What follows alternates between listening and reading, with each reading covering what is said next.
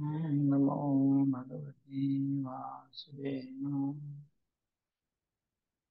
नमो भगवते वासुदेवाय।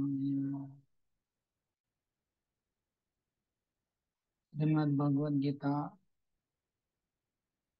त्रयोदश अध्याय श्लोक नंबर 24-24।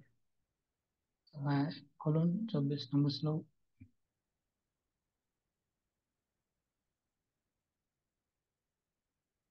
य एवं वेत्ति पुरुषं प्रकृतिं च गुणैः सर्वथा वर्तमानोऽपि नाश भूयोऽभिजायते। यैनं वेत्ति पुरुषं यैवं वेत्ति पुरुषं प्रकृतिं च गुणैः सर्वथा वर्तमानोऽपि नाश भूयोऽभिजायते। ये अखिलनाथ तुम्हें अनुवाद पढ़ो। অনুবাদ। যিনি এভাবে পুরুষকে এবং গুণাদি সহ জড় প্রকৃতিকে অবগত হন, তার বর্তমান অবস্থান যাই হোক না কেন, তিনি পুনরায় জন্মগ্রহণ করেন না। আহ, এখানে আমরা প্রকৃতি আর পুরুষ সম্বন্ধে ভগবান আমরা পড়েছি শ্লোক নাম্বার 19 থেকে 23 পর্যন্ত প্রকৃতি আর পুরুষের সম্বন্ধে পড়া হলো। তো যারা এই প্রকৃতি আর পুরুষের জ্ঞান ভালো করে বুঝতে পারবে তাদেরকে পুনর্জন্ম হবে না, তাদের মানে মুক্তি লাভ করতে পারবে। এর তাৎপর্য হলো, এনভায়রনমেন্ট করুন। তাৎপর্য: জড় প্রকৃতি, পরমাত্মা, জীবাত্মা এবং তাদের পারস্পরিক সম্পর্ক সম্বন্ধে যথার্থ জ্ঞান লাভ করতে পারলে মুক্তি লাভের যোগ্যতা অর্জন করা যায় এবং এই জগতে পুনরাবর্তিত হওয়ার বাধ্যতা বাধ্যবাধকতা অতিক্রম করে চিৎ জগতে প্রবেশ করা যায়। এটি জ্ঞান লাভের পরিণতি। জীব যে ঘটনা চক্রে এই জড় জগতের বন্ধনে পতিত হয়েছে তা স্পষ্টভাবে উপলব্ধি করাই জ্ঞানের উদ্দেশ্য। ব্যক্তিগত প্রচেষ্টায় সাধু, গুরু ও শাস্ত্রের সঙ্গ করার মাধ্যমে মানুষকে তার অবস্থান সম্বন্ধে অবগত হতে হবে এবং তারপর পরমেশ্বর পরমেশ্বর ভগবানের মুখনিসৃত শ্রীমদ্ ভগবত গীতা যথাযথভাবে উপলব্ধি করে ভগবত চেতনা বা কৃষ্ণ ভাবনামৃত লাভ করতে হবে। তা হলে সুনিশ্চিত ভাবে সে আর এই জড়জগতের বন্ধনে ফিরে আসবে না। তখন সে সচ্চিদানন্দময় জীবন লাভ করবার জন্য চিন্ময় জগতে ফিরে যাবে। তো তার প্রভুপাদ বললেন যে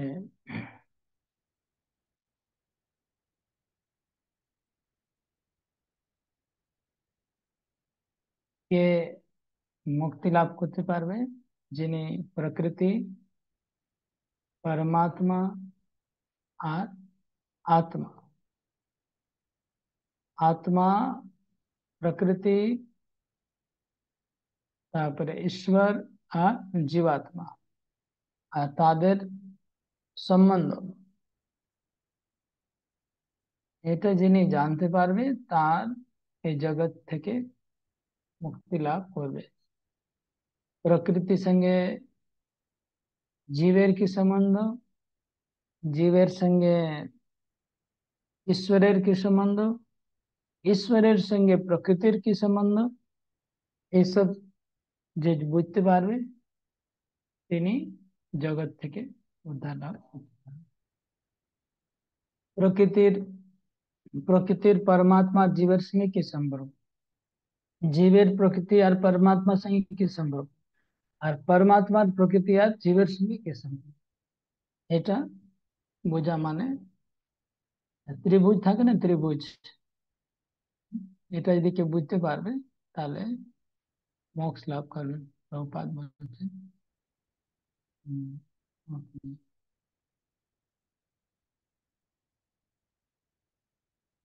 नेक्स्ट लो। ध्यानेनात्मनि पश्यन्ति केचिदात्मानमात्मना अन्ये सांख्येन योगेन कर्मयोगेन चापरे। ये अनुवाद। हाँ एक सेकंड। हाँ नोट करो। অনুবাদ: কেউ কেউ পরমাত্মাকে অন্তরে ধ্যানের দ্বারা দর্শন করেন, কেউ সাংখ্যযোগের দ্বারা দর্শন করেন এবং অন্যেরা কর্মযোগের দ্বারা দর্শন করেন। ওকে। তো ভগবান কে কিভাবে দর্শন করা হয় এটা প্রভুপাদ বললেন। কিছু লোক আছে ধ্যানের দ্বারা ধ্যান করে, কিছু লোক সাংখ্য যোগ, আর কিছু লোক কর্মের দ্বারা। তাহলে কর্মযোগ, জ্ঞান যোগ আর ধ্যান যোগ, এই তিনটা যোগের দ্বারা আহ, লোকেরা ভগবানকে জানার চেষ্টা করে। এগুলো তিনটাই হচ্ছে ইনডাইরেক্ট, পরোক্ষ। প্রত্যক্ষ হচ্ছে ভক্তি। ভক্তি ছাড়া বাকি তিনটা মার্গ এগুলো দেওয়া হলো। যারা ভক্তি করে না তাদের জন্য এইভাবে তারা। ওকে, এটা পড়ো তারপরে। তাৎপর্য: ভগবান অর্জুনকে বলছেন যে আত্মজ্ঞান লাভের অনুসন্ধানী বদ্ধ জীবাত্মাদের দুটি শ্রেণীতে ভাগ করা যায়: যারা নাস্তিক, অজ্ঞাবাদী এবং সন্দেহবাদী, তারা সর্বতোভাবে তত্ত্বজ্ঞান শূন্য। কিন্তু যারা পারমার্থিক বিজ্ঞানে বিশ্বাসী, তাদের বলা হয় অন্তর্দর্শী ভক্ত, দার্শনিক ও নিষ্কাম কর্মী। যারা সর্বদা অদ্বৈতবাদের মতবাদ প্রতিষ্ঠা করবার চেষ্টা করে, তাদের নাস্তিক ও অজ্ঞাতবাদী অজ্ঞাবাদী বলে গণ্য করা হয়। পক্ষান্তরে বলা যায় যে ভগবত ভক্তেরাই কেবল পারমার্থিক উপলব্ধি উন্নত স্তরে অধিষ্ঠিত, কারণ তারা জানেন যে এই জড় প্রকৃতির ঊর্ধ্বে চিন্ময় ভগবত ধামে রয়েছে, যেখানে পরমেশ্বর ভগবান নিত্য বিরাজমান এবং তিনি পরমাত্মা রূপে নিজেকে বিস্তার করে প্রতিটি জীবের অন্তরে বিরাজমান। তিনি সর্বব্যাপী ভগবান। অবশ্য অনেক আধ্যাত্মবাদী আছেন যারা জ্ঞান আহরণের মাধ্যমে পরম তত্ত্বকে উপলব্ধি করতে চেষ্টা করেন এবং তারাও বিশ্বাস বিশ্বাসীদের শ্রেণীভুক্ত। ওকে, ঠিক আছে। তো এই তাৎপর্য প্রভুপাদ বলছেন যে কিছু এক নম্বর হচ্ছে যারা ভক্তি করে তারাই ভগবানকে জানতে পারে। এছাড়া কিছু লোক আছে যারা নাস্তিক আছে, অজ্ঞ, তারা কখনো ভগবানকে জানতে পারবে না। কিন্তু এই নাস্তিক আর ভক্তের মাঝখানে কিছু শ্রেণী রয়েছে। এই মাঝখানে শ্রেণীগুলো হচ্ছে এই কর্মের দ্বারা, সাংখ্য যোগের দ্বারা অথবা ধ্যানের দ্বারা ভগবানকে জানা। এই তিনটা রাস্তার বিস্তারিত বর্ণনা তাৎপর্যে আছে, আপনারা পড়বেন, পরে আহ, জানতে পারবেন। পড়ে পড়ে নেবেন যে ধ্যান যোগীরা কিভাবে ভগবানকে জানছে, আর জ্ঞানী কি করে জানছে, আর কর্মী, কর্মী, জ্ঞানী আর যোগী, ধ্যানী, তিন রকম। 26। अन्ये त्वेवम् अजानन्तो वानेभ्योपासते तेऽपि चातितरन्त्येव मृत्युं श्रुतिपरायणा। अन्ये त्वेवम् अजानन्त श्रुत्वा नेभ्यो उपासते तेऽपि चातितरन्त्येव मृत्युं श्रुतिपरायणा। विश्वात्मा पढ़ो।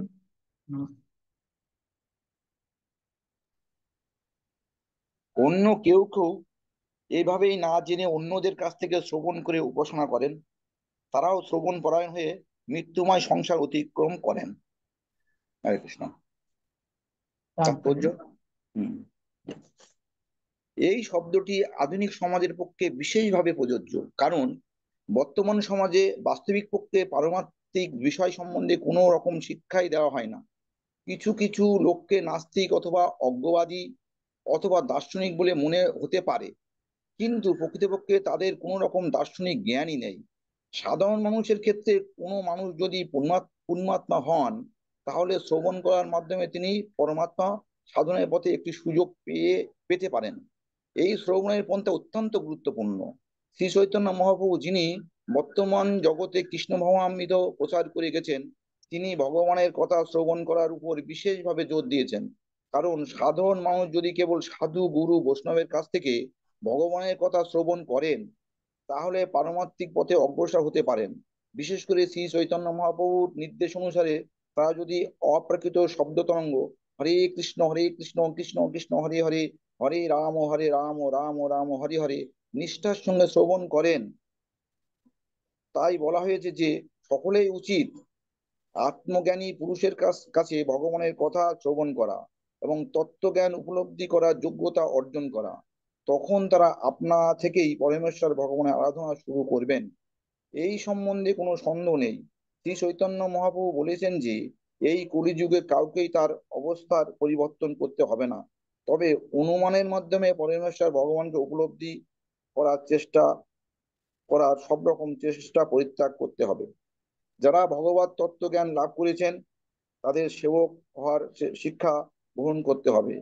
কেউ যদি অসীম সৌভাগ্য ফলে কোনো শুদ্ধ ভক্তের চরণাশ্রয় লাভ করেন, তার মুখারবিন্দ থেকে আত্ম আত্মজ্ঞান শ্রবণ করেন এবং তার পদঙ্গ অনুসরণ করেন, তাহলে তিনি ধীরে ধীরে শুদ্ধ ভক্তের পর্যায়ে উন্নীত হবেন। এই শ্লোকে শ্রবণ করার পন্থা বিশেষভাবে অনুমোদিত হয়েছে। এই শ্রবণের পন্থা খুবই যথাযথ।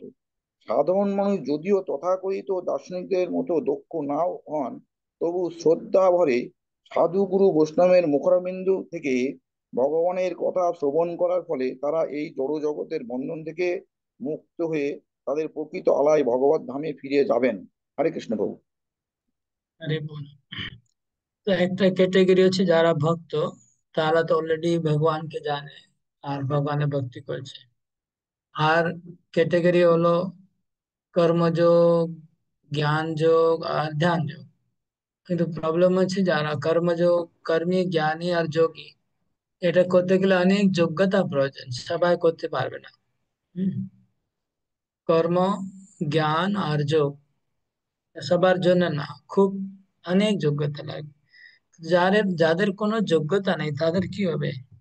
বলছে তারা যদি শ্রবণ করে, যদি শ্রদ্ধা সহকারে শ্রবণ করে, তাহলে যে কোনো লোক ভগবান কাছে ভগবানের ভক্তি করতে পারবে, ভগবানকে কাছে যেতে পারবে। সবার জন্য রাস্তা খোলা আছে শ্রবণ করার মাধ্যমে। তো এই শ্লোকে সবার প্রতি ভগবান বিশেষ কৃপা কি করে সবাই লাভ করতে পারে সেটা বললেন।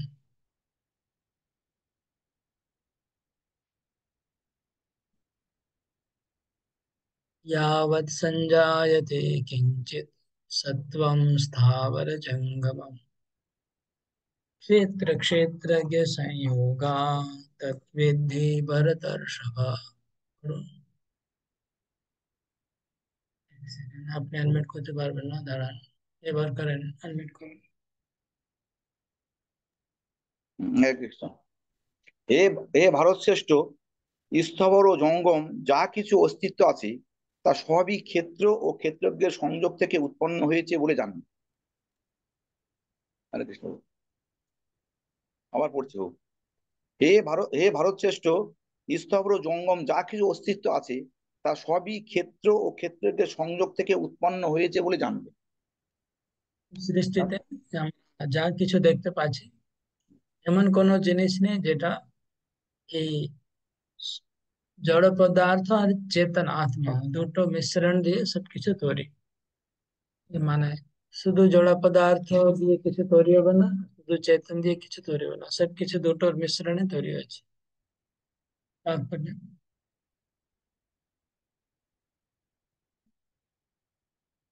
দাঁড়ান, 1 মিনিট। হ্যাঁ, এবার আনমিউট করে পড়ুন। আনমিউট করুন। হরে কৃষ্ণ। তাৎপর্য: জড়া জড়া প্রকৃতি ও জীব উভয়ই সৃষ্টির পূর্বে বর্তমান ছিল। তাদের সম্বন্ধে এই শ্লোকে ব্যাখ্যা করা হয়েছে। যা কিছু সৃষ্টি হয়েছে তা কেবল জড়া প্রকৃতি ও জীবের সমন্বয় মাত্র। প্রকৃতিতে গাছপালা, পাহাড় ও পর্বতের মতো অনেক কিছু আছে যা স্থাবর ও গতিশীল নয়, এবং অনেক কিছু আছে যা জঙ্গম বা গতিশীল।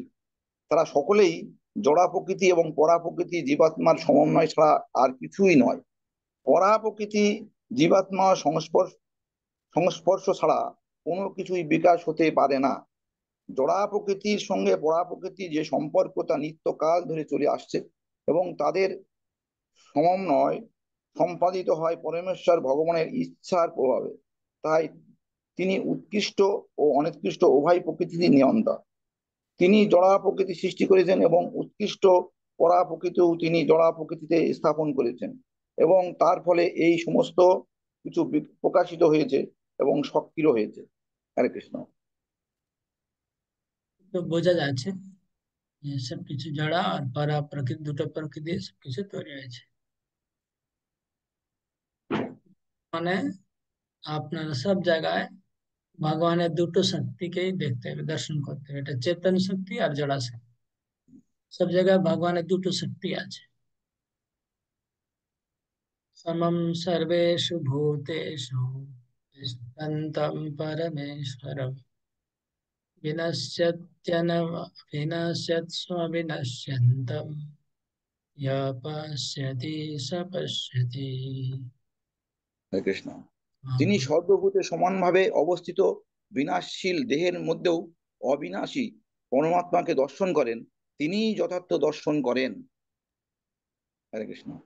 তাৎপর্য: সাধু সঙ্গের প্রভাবে যিনি দেহ, দেহী বা জীবাত্মা ও জীবাত্মার বন্ধু, এই তিনটি তত্ত্বের সমন্বয় দর্শন করতে পারেন, তিনি যথার্থ জ্ঞান লাভ করেছেন।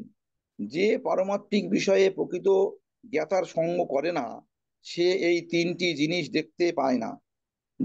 যারা তেমন সঙ্গ লাভ করে না তারা অজ্ঞ হয়েই থাকে।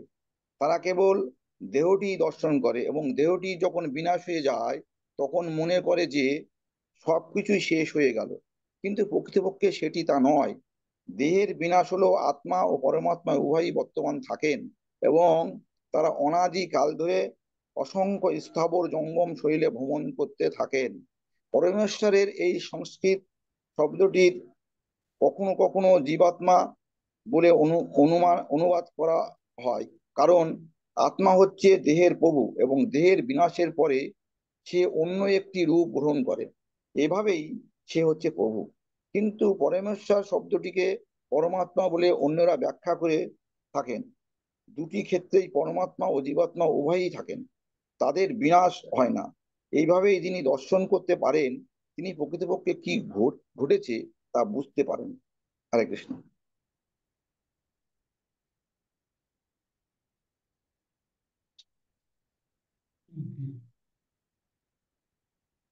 হুম, এখানে তাৎপর্য বলছে যে পরমেশ্বর শব্দটা আহ কখনো কখনো জীবাত্মার জন্য প্রয়োজন হয়।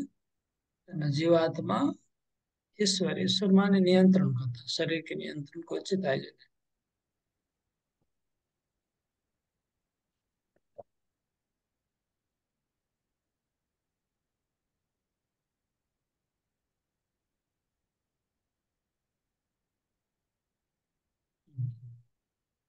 समं पश्यन् सर्वत्र समवस्थितमीश्वरम् नैनस्त्यात्मनात्मानं ततो याति परां गतिम्।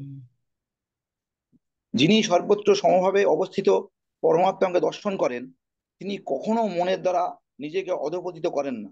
এভাবেই তিনি পরম গতি লাভ করেন। তাৎপর্য: জীবাত্মা তার জড়জাগতিক অস্তিত্ব স্বীকার করে নিয়ে তার চিন্ময় অবস্থা থেকে ভিন্নতর অবস্থান লাভ করে। কিন্তু কেউ যখন বুঝতে পারে যে পরমেশ্বর ভগবান তার পরমাত্মা অংশ প্রকাশ রূপে সর্বত্র বিরাজিত, অর্থাৎ কেউ যখন সর্বভূতে পরমেশ্বর ভগবানকে দর্শন করতে পারেন, তখন আর তিনি বিনাশী মনোভাব নিয়ে নিজেকে অধঃপতিত করেন না, এবং তাই তিনি তখন ধীরে ধীরে চিন্ময় জগতের দিকে অগ্রসর হতে থাকেন। মন সাধারণত ইন্দ্রিয় তৃপ্তিমূলক ক্রিয়াকলাপে আসক্ত থাকে, কিন্তু সেই মন যখন ভগৎমুখী হয়, তখন পরমাত্মিক উপলব্ধির পথে অগ্রসর হওয়া যায়। হরে কৃষ্ণ।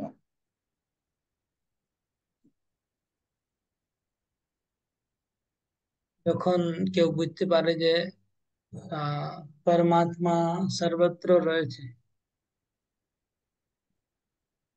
তখন তিনি আর পাপ করবে না, যেহেতু ভগবানকে সব জায়গায় দেখতে পাচ্ছে। তিনি দেখছেন যে ভগবান আমাকে দেখছে সব জায়গায়, আমাকে যেখানেই থাকবো ভগবান আমাকে দেখছে। তাই নিজেকে তিনি অধপতিত হতে দেবে না সেই ব্যক্তি, যখন সে ভগবানকে দেখতে পারবে সব জায়গায়। প্রকৃত্যেব চ কর্মাণি ক্রিয়মাণানি সর্বশঃ য় পশ্যতি তথাত্মানম অকর্তারম স পশ্যতি। হরে কৃষ্ণ। যিনি দর্শন করেন যে দেহের দ্বারা কৃত সমস্ত কর্মই প্রকৃতির দ্বারা সম্পাদিত হয় এবং আত্মা হচ্ছে অকর্তা, তিনি যথাযথভাবে দর্শন করেন। তাৎপর্য। তাৎপর্য, এই দেহটি পরমাত্মার নির্দেশ অনুসারে জড়া প্রকৃতির দ্বারা সৃষ্ট হয়েছে এবং দেহের মাধ্যমে জীব যে সমস্ত কার্যকলাপ করে সেগুলি সে নিজে করে না। সুখ অথবা দুঃখের জন্য সে যাই করুক, প্রকৃতপক্ষে তার দেহের গঠন অনুসারে সেটি করতে সে বাধ্য হয়। আত্মা কিন্তু সর্বদাই এই সমস্ত দৈহিক কার্যকলাপের ঊর্ধ্বে। কারো অতীত বাসনা অনুসারে তার দেহটি দেওয়া হয়েছে। কামনা বাসনা চরিতার্থ করবার জন্য জীব তার জড় দেহ প্রাপ্ত হয়, যার দ্বারা সে কর্ম করে। বস্তুত বলা যায় যে দেহটি হচ্ছে একটি যন্ত্র, যা জীবের মনোবাসনা চরিতার্থ করবার জন্য ভগবান বানিয়েছেন। বাসনার ফলে দুঃখ অথবা সুখ ভোগ করবার জন্য জীব নানা রকম সংকটপূর্ণ অবস্থায় পতিত হয়, কিন্তু জীবের এই দিব্য দৃষ্টি যখন বিকশিত হয়, তখন সে তার দেহের কার্যকলাপ থেকে নিজেকে পৃথক রূপে দর্শন করে। এই দৃষ্টিভঙ্গি যার আছে, তিনি হচ্ছেন আসল দ্রষ্টা। হরে কৃষ্ণ। তাহলে এই শ্লোকে স্পষ্ট লেখা যে আত্মা কিছু করছে না, শরীর দ্বারা সমস্ত কাজ হচ্ছে আর প্রকৃতির দ্বারা সমস্ত কাজ হচ্ছে। আত্মা কি যিনি শরীর থেকে আলাদা দ্রষ্টা রূপে যিনি দেখতে পারবে যে আমি আত্মা, আমি কর্তা নয়, তাহলে তিনি হচ্ছেন প্রকৃত দ্রষ্টা, তার দৃষ্টি ঠিক আছে। यथा भूत पृथक् भावम् एकस्थम् अपश्यति तथैव च विस्तारं ब्रह्म सम्पद्यते तदा। হরে কৃষ্ণ। যখন বিবেকী পুরুষ জীবগুণের পৃথক পৃথক অস্তিত্বকে একই প্রকৃতিতে অবস্থিত এবং একই প্রকৃতি থেকে তাদের বিস্তার দর্শন করেন, তখন তিনি ব্রহ্মভাব প্রাপ্ত হন। তাৎপর্য, কেউ যখন দর্শন করতে পারেন যে জীব তার কামনা বাসনার ফলে নানা রকম জড় দেহ প্রাপ্ত হয় এবং আত্মার থেকে জড় দেহ পৃথক, তখনই তিনি যথাযথভাবে দর্শন করেন। জড়জাগতিক জীবনে আমরা দেখি যে কেউ দেবতা, কেউ মানুষ, কেউ কুকুর, কেউ বিড়াল ইত্যাদি, কিন্তু এটি হচ্ছে জড় দর্শন, যথার্থ দর্শন নয়। জীবন সম্বন্ধে জড় ধারণার ফলেই এই জড় বিভেদ প্রতিভাত হয়। জড় দেহের বিনাশ হয়ে যাওয়ার পর আত্মা একই থাকে। জড়া প্রকৃতির সংস্পর্শে আসার ফলে আত্মা নানা প্রকার শরীর প্রাপ্ত হয়। কেউ যখন তা দর্শন করতে পারেন, তখন তিনি দিব্য দৃষ্টি প্রাপ্ত হন। এইভাবেই মানুষ, পশু, বড় ছোট আদি পার্থক্য থেকে মুক্ত হয়ে তার চেতনা তখন পরিশুদ্ধ হয় এবং তিনি তখন তার চিন্ময় স্বরূপে কৃষ্ণ ভবনামৃতে উন্নতি সাধন করতে সক্ষম হয়। তখন তিনি কিভাবে সবকিছু দর্শন করেন তা পরবর্তী শ্লোকে বর্ণনা করা হবে। হরে কৃষ্ণ।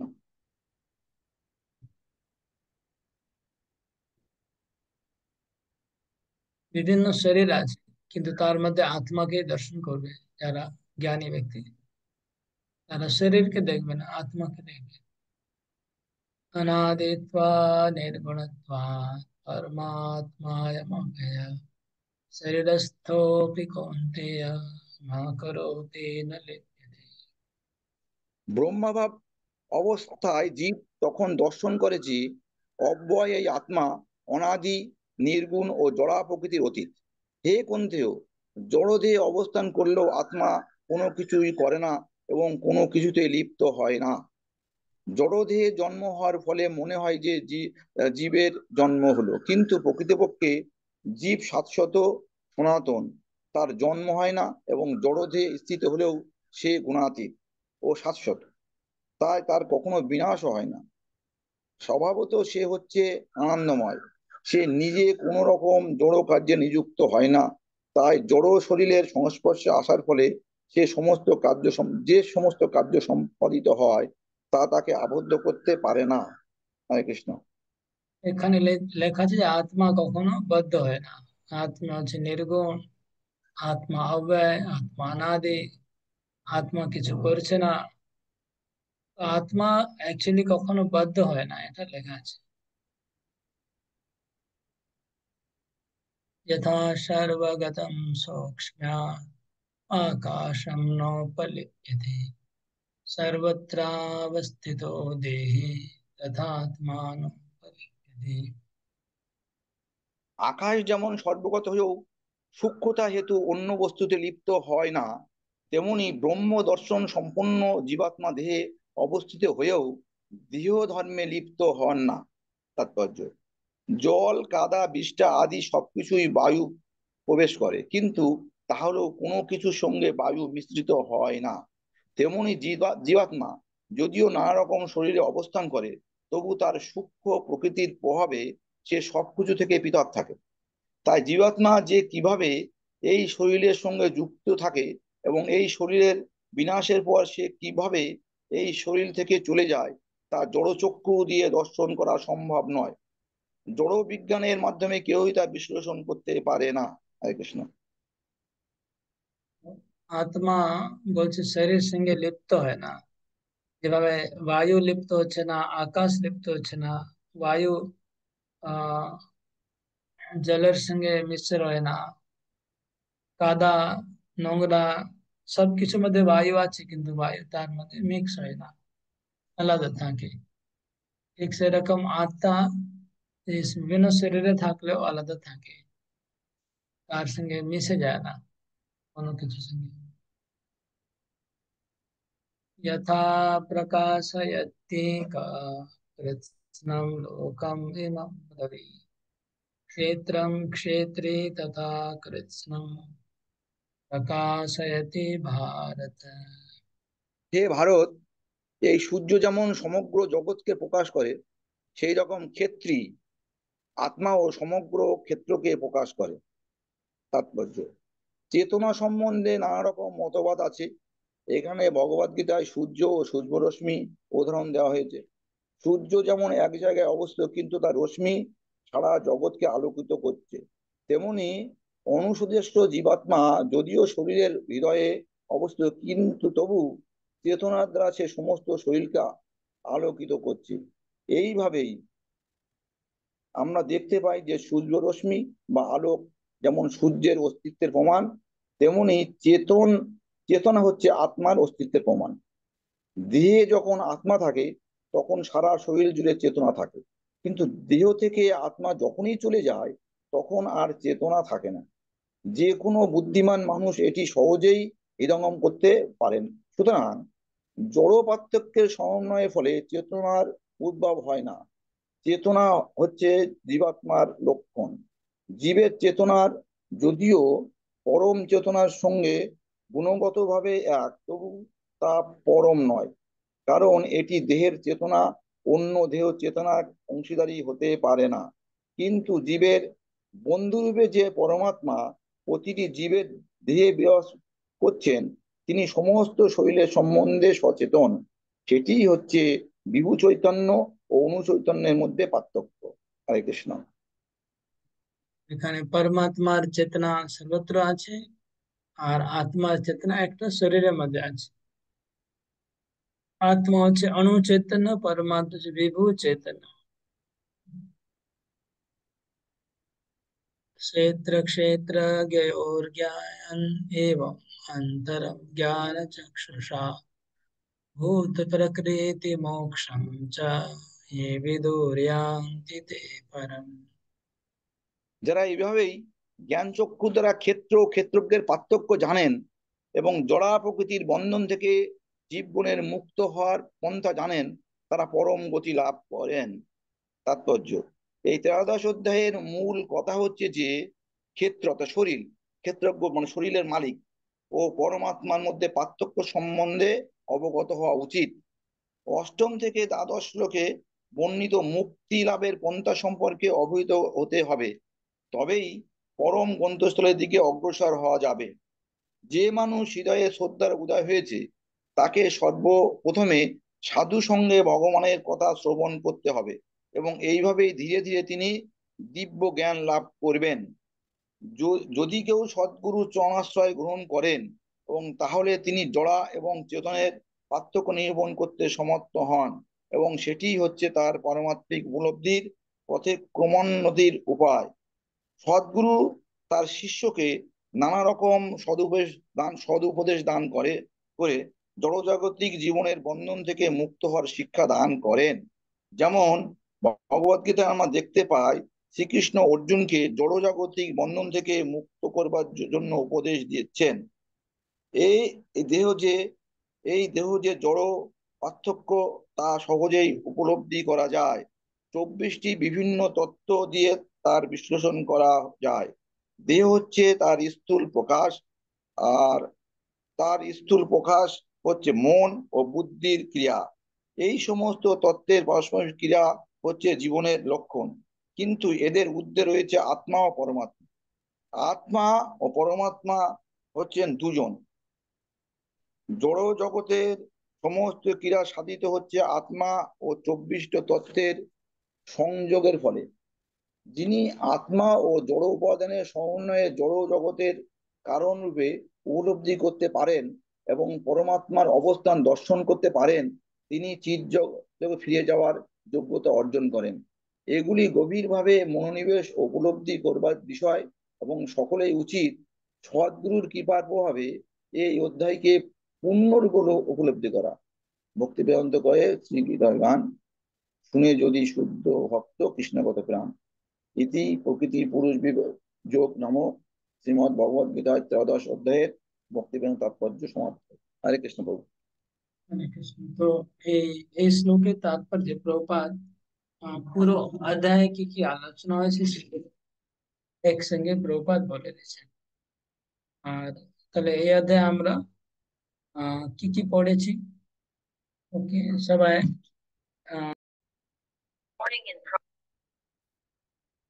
কৃষ্ণ। চতুর্দশ অধ্যায়, এই অধ্যায়ের নাম হচ্ছে প্রকৃতি তিনটি গুণ। প্রকৃতির তিনটি গুণ এই অধ্যায়ের নাম। আর এই অধ্যায়ে প্রকৃতির তিনটা গুণের ভূমিকা, শুধু ভূমিকা তৈরি করা হয়েছে। সত্যগুণ মানে কি, রজগুণ মানে কি, তমগুণ মানে কি, এটা শুধু ভূমিকা দেওয়া হয়েছে। এর বিস্তার আলোচনা হবে সপ্তদশ অধ্যায় আর অষ্টাদশ অধ্যায়। এই অধ্যায়ে মাত্র দিক দর্শন করা হবে যে তিনটা গুণ মানে কি আমরা একটু জানতে পারবো।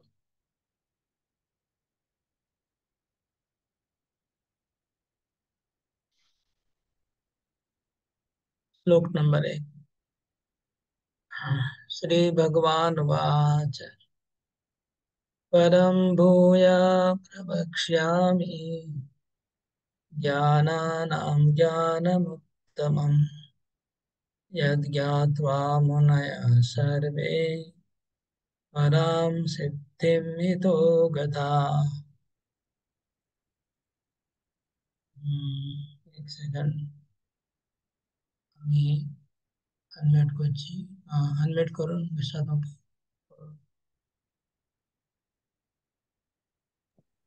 হরে কৃষ্ণ। পরমেশ্বর ভগবান বললেন, পুনরায় আমি তোমাকে সমস্ত জ্ঞানের মধ্যে সর্বোত্তম জ্ঞান সম্বন্ধে বলবো, যা জেনে মুনিগণ এই জড়জগৎ থেকে পরম সিদ্ধি লাভ করেছিলেন। হরে কৃষ্ণ। তাৎপর্য: সপ্তম অধ্যায় থেকে শুরু করে দ্বাদশ অধ্যায় পর্যন্ত পরম তত্ত্ব বা পরম পুরুষোত্তম ভগবান সম্বন্ধে শ্রীকৃষ্ণ বিশদভাবে বর্ণনা করেছেন। এখানে ভগবান স্বয়ং অর্জুনকে ভগবত তত্ত্ব সম্বন্ধে আরো জ্ঞান দান করেছেন। দার্শনিক অনুমানের মাধ্যমে কেউ যদি এই অধ্যায়ের মর্মত্ব উপলব্ধি করতে পারেন, তাহলে তিনি ভগবত ভক্তির মহাত্ম উপলব্ধি করতে সক্ষম হবেন। ত্রয়োদশ অধ্যায়ে স্পষ্টভাবে ব্যাখ্যা করা হয়েছে যে বিনীতভাবে জ্ঞান আহরণ করার মাধ্যমে জড় জগতের বন্ধন থেকে মুক্ত হওয়া যেতে পারে। আরো বিশ্লেষণ করা হয়েছে যে জড়া প্রকৃতির গুণের সাথে সঙ্গ করার ফলে জীবাত্মা জড় জগতের বন্ধনে আবদ্ধ হয়ে পড়েছে। এখন এই অধ্যায়ে ভগবান বর্ণনা করেছেন যে প্রকৃতির সেই গুণগুলি কি, তারা কিভাবে ক্রিয়া করে, তারা কিভাবে জীবকে বন্ধনে আবদ্ধ করে এবং কিভাবে তারা মুক্তি দান করে।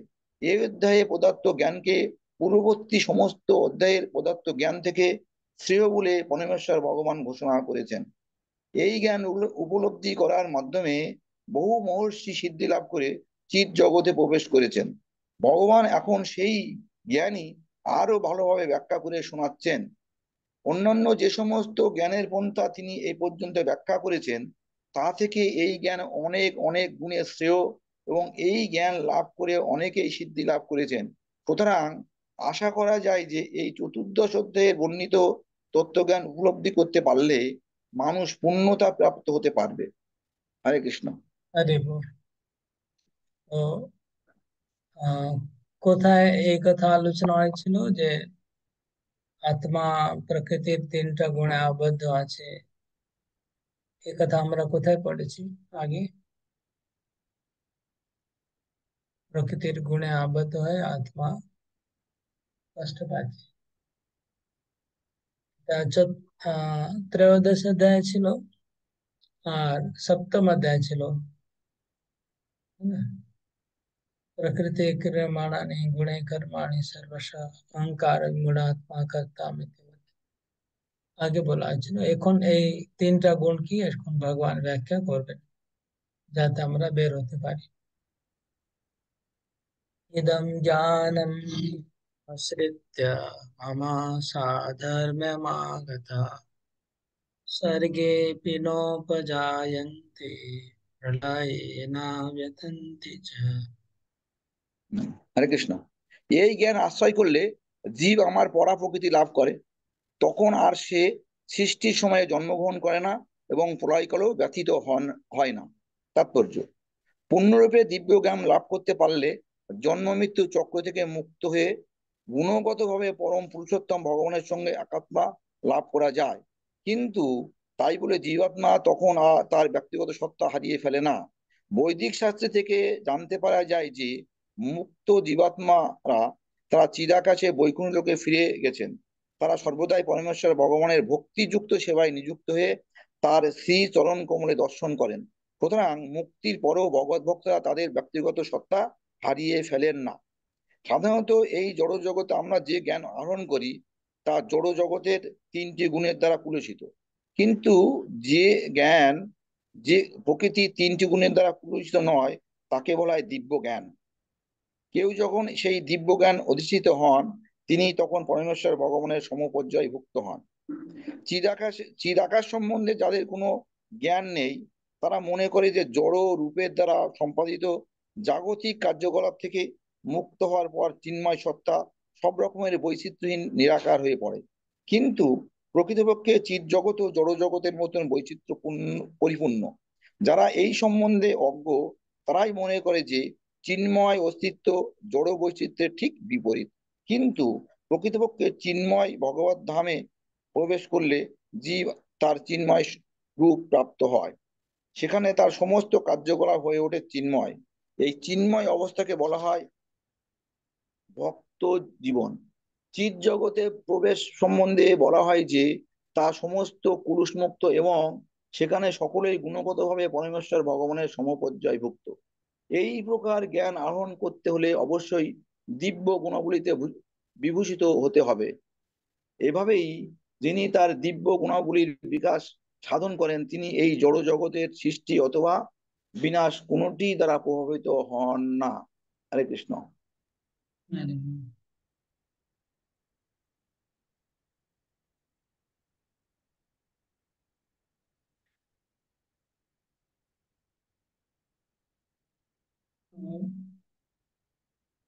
অনেকে যারা মনে করে যে জড় জগতে এত বিচিত্রতা আছে, ও চিন্ময় জগতে কোনো বিচিত্রতা থাকবে না, হুম, এরকম তারা চিন্তা করে। কিন্তু উম, কিন্তু সত্য কি? সত্য হচ্ছে জড় জগতে যে বিচিত্রতা আছে এটা জড় বিচিত্রতা, চিন্ময় জগতে চিন্ময় বিচিত্রতা আছে, চিন্ময় বৈচিত্র্য আছে। আর চিন্ময় জগতের আহ প্রতিবিম্ব হিসাবেই এই জগতে আমরা বিচিত্রতা দেখছি। চিন্ময় জগতে যে বিচিত্রতা না থাকতো, এই জগতে আমরা বিচিত্রতা দেখতে পারতাম না।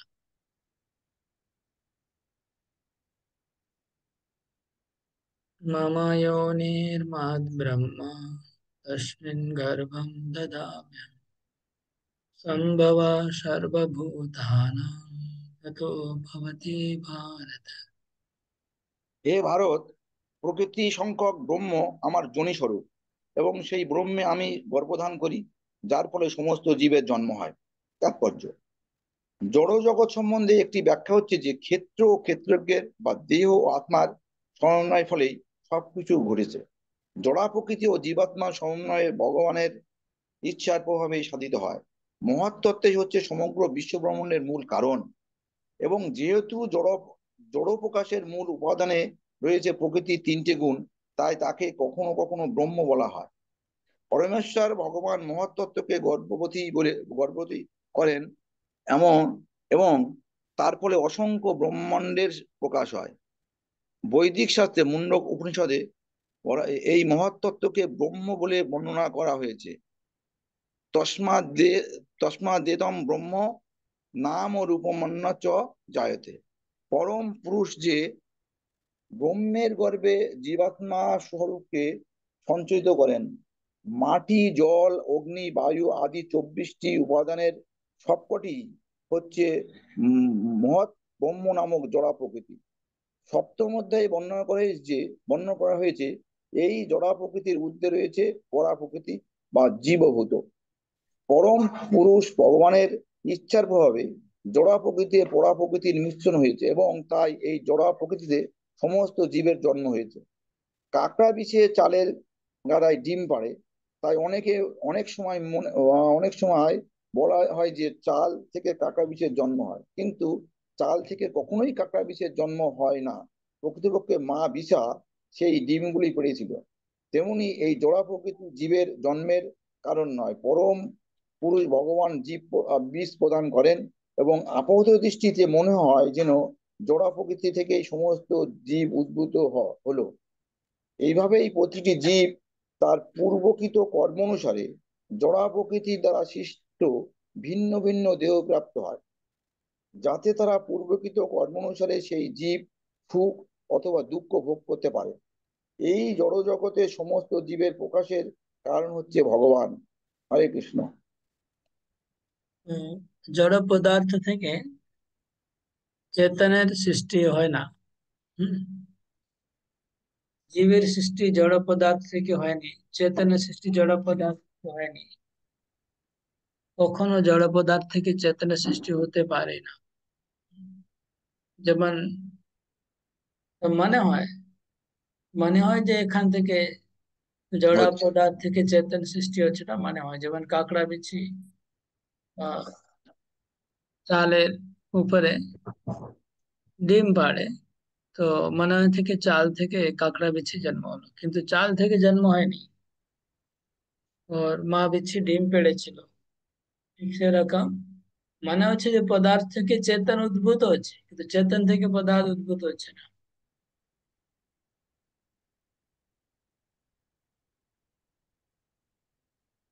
ভগবান নিজেই আহ জীবাত্মাকে সঞ্চার করেছে প্রকৃতির গর্ভে। তাই জন্য জীবাত্মা সৃষ্টি হয়েছে।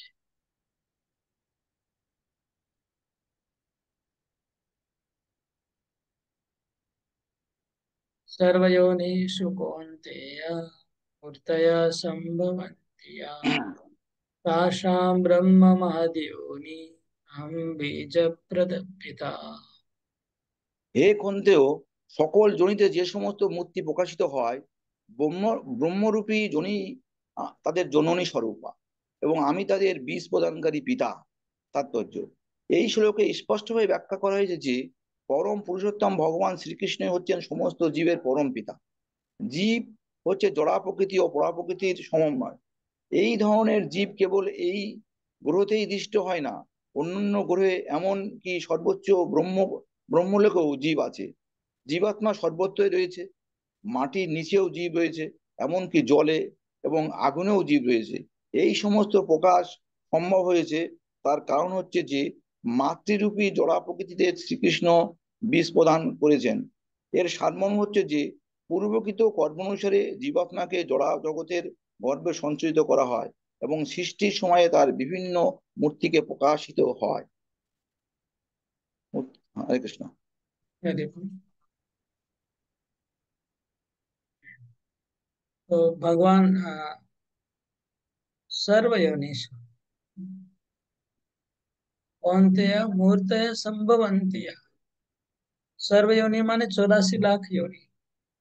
84 लाख योनि माने 30 লক্ষ জলচর আছে, 11 লক্ষ রকম পাখি আছে, 20 লক্ষ রকম পশু আছে, 4 লক্ষ মানুষ আছে। যত রকম প্রজাতি আছে, জীব প্রজাতি, তার মধ্যে যত রকম তাদের মূর্তি মানে শরীর, সব ভগবান সবাইকে সৃষ্টি করেছেন। এরকম না যে আগে কেবল বানর ছিল, বানর থেকে মানুষ হয়েছে, এরকম না। মানুষ প্রথমে ছিল, বানরও ছিল, সবাই ছিল। সব জীব প্রথম থেকেই ভগবান সৃষ্টি করেছে।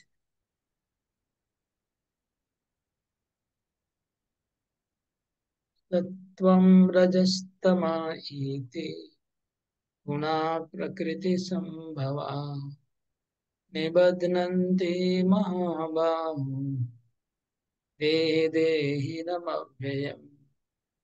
হরে কৃষ্ণ। হে মহাবাহ, জড়া প্রকৃতি থেকে যা সত্য, রজ ও তম, এই তিনটি গুণ এই দেহের মধ্যে অবস্থিত অব্যয় জীবকে আবদ্ধ করে। তাৎপর্য: জীবাত্মা যেহেতু চিন্ময়, তাই জড়া প্রকৃতির সঙ্গে তার কোনো সম্পর্ক নেই, কিন্তু তবু জড় জগতের বন্ধনে আবদ্ধ হয়ে পড়ার ফলে সে জড়া প্রকৃতির তিনটি গুণের দ্বারা দ্বারা কবলিত হয়ে কর্ম করছে। জীব যেহেতু তাদের বিভিন্ন প্রকৃতি অনুসারে ভিন্ন ভিন্ন দেহ প্রাপ্ত হয়, তাই তাদের সেই প্রকৃতি অনুসারে তারা সেই কর্ম করতে বাধ্য হয়। নানা রকম সুখ ও দুঃখের সেটিই হচ্ছে কারণ। হরে কৃষ্ণ।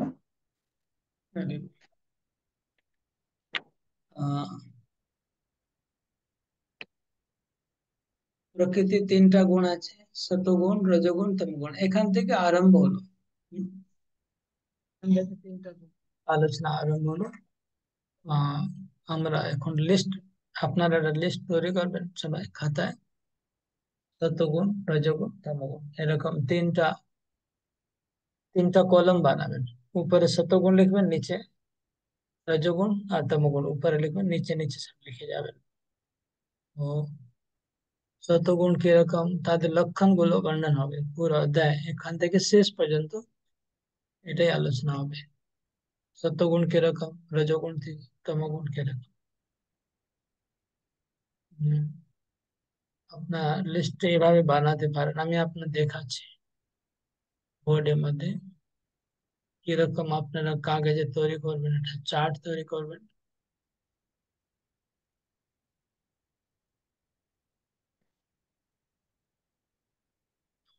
হোয়াইট বোর্ড কোথায় গেল, হোয়াইট।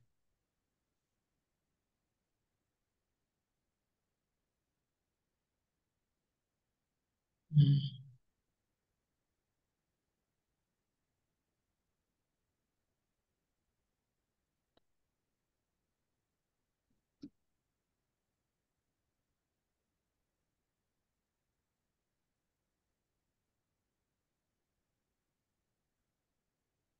আপনারা এইভাবে এটা তৈরি করবেন। আহ,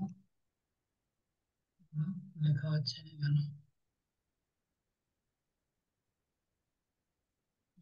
বেরিয়ে গেল আবার, কারণ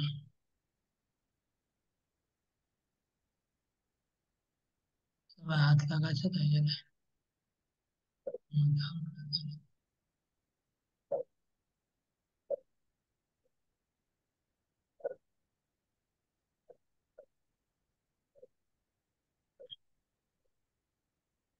দেরি হচ্ছে।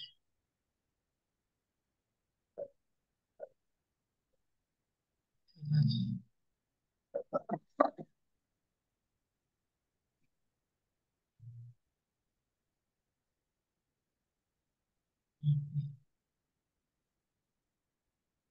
এরকম, কারণ আমি চেষ্টা করছি হাত দিয়ে হলে ভালো, লেখা যাচ্ছে না, কেন এটা কাজ করছে না।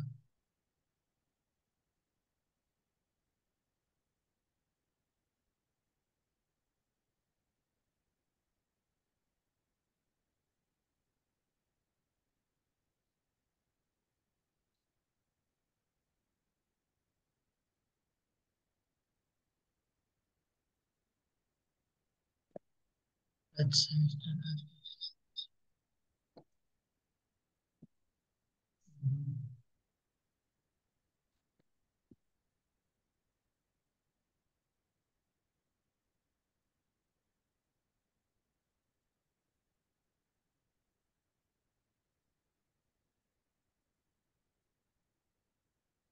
যাই হোক, আমাকে এখানে এরকমই করে দেখাতে হবে।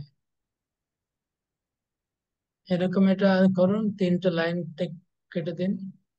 এখানে সত্যগুণ লিখতে পারছি না আমি, এখানে একটু প্রবলেম আছে। রজগুণ,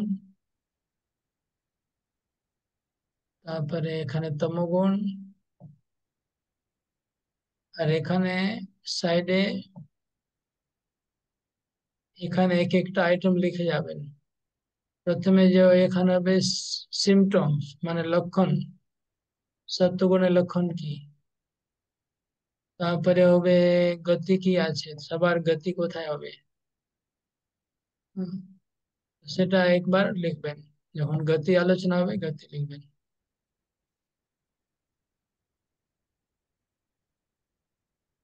আহ, তারপরে এক একটা জিনিস লিখে যাবেন যখন যেটা হবে। এটা এখন ডিস্টার্ব করছে, ঠিক মতো কাজ করছে না। যাই হোক, আপনারা বুঝতে পেরেছেন যে অবশ্যই কি বলছি। হুম। তো এইভাবে করুন, তাহলে সুবিধা হবে। পুরো অধ্যায়টা এরকম একটা পাতায় বুঝতে পারবেন। ওকে, এবার শতগুণটা আমরা, শতগুণের লক্ষণ কি আমরা পড়বো।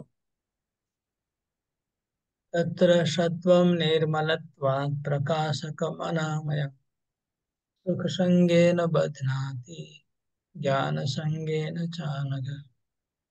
হরে কৃষ্ণ। হে নিষ্পাপ, এই তিনটি গুণের মধ্যে সত্ত্বগুণ নির্মল হওয়ার ফলে প্রকাশকারী ও পাপ শূন্য এবং সুখ ও জ্ঞানের সঙ্গে তার সঙ্গের দ্বারা জীবকে আবদ্ধ করে।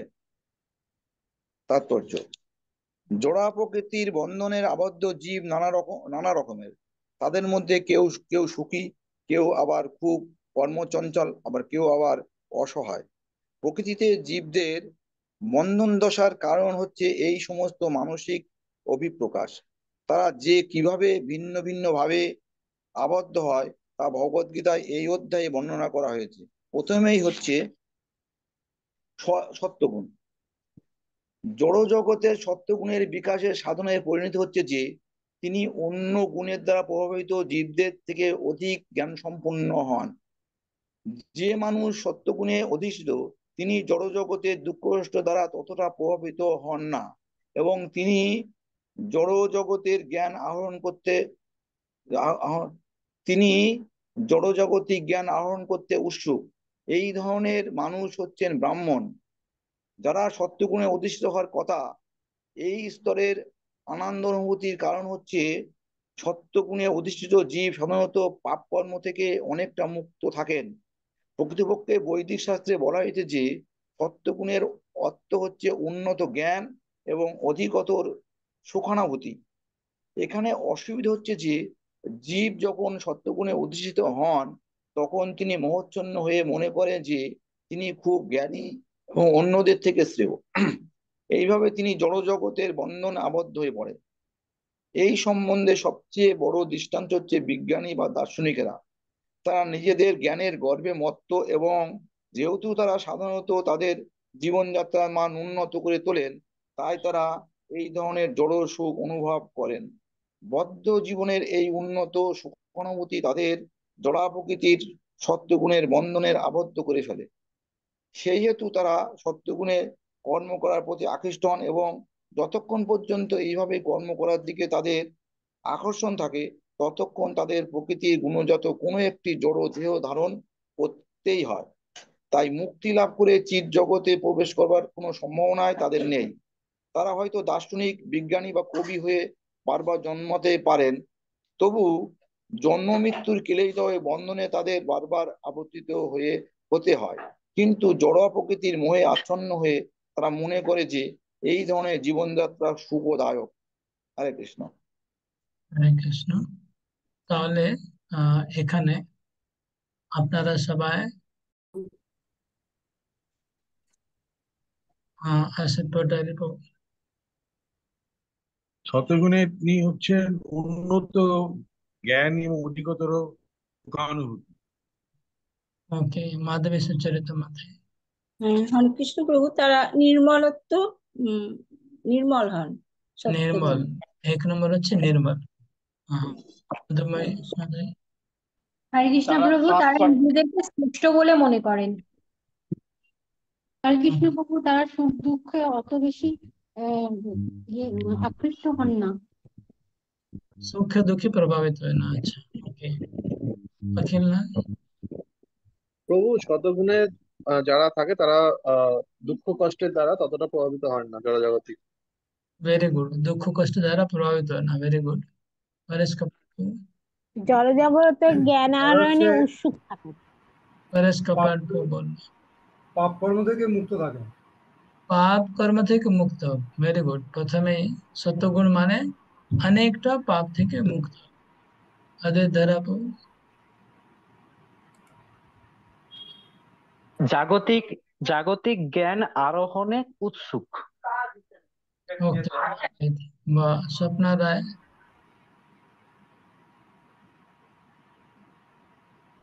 আর কেউ বলবে? তিনি মোহাচ্ছন্ন হয়ে মনে করেন যে তিনি খুব জ্ঞানী থেকে শ্রেয়। ওকে। ব্রাহ্মণে ভাই। ওকে, কোনো পয়েন্ট?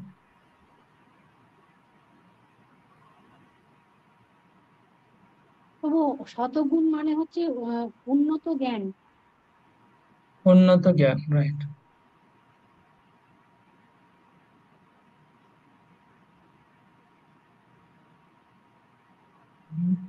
আমাদের কিছু কিছু লোকের দোষ দেখার প্রবণতা থাকে বেশি, কিছু লোকের গুণ দেখার প্রবণতা থাকে।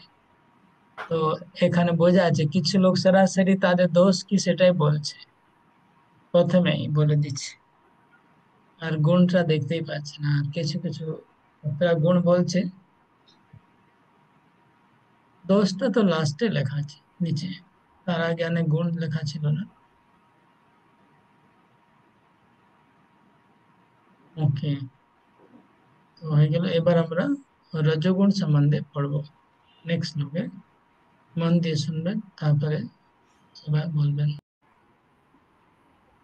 ओके, श्लोक नंबर 7। रजोरागात्मकं विद्धि तृष्णा संग समुद्भव तन्निबध्नाति कौन्तेय कर्म संगेन देहिनम्।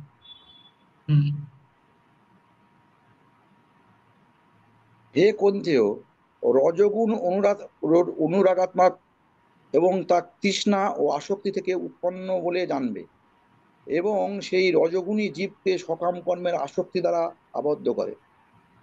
হরে কৃষ্ণ। তাৎপর্য: রজগুণের বৈশিষ্ট্য হচ্ছে স্ত্রী পুরুষের পরস্পরের প্রতি আকর্ষণ। পুরুষের প্রতি স্ত্রী আকৃষ্ট হয় এবং স্ত্রীর প্রতি পুরুষ আকৃষ্ট হয়, তাকে বলা হয় রজগুণ।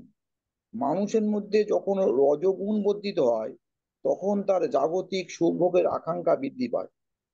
যে সকল ইন্দ্রিয় সুখ সে সে তখন ইন্দ্র সুখ ভোগ করতে চায়।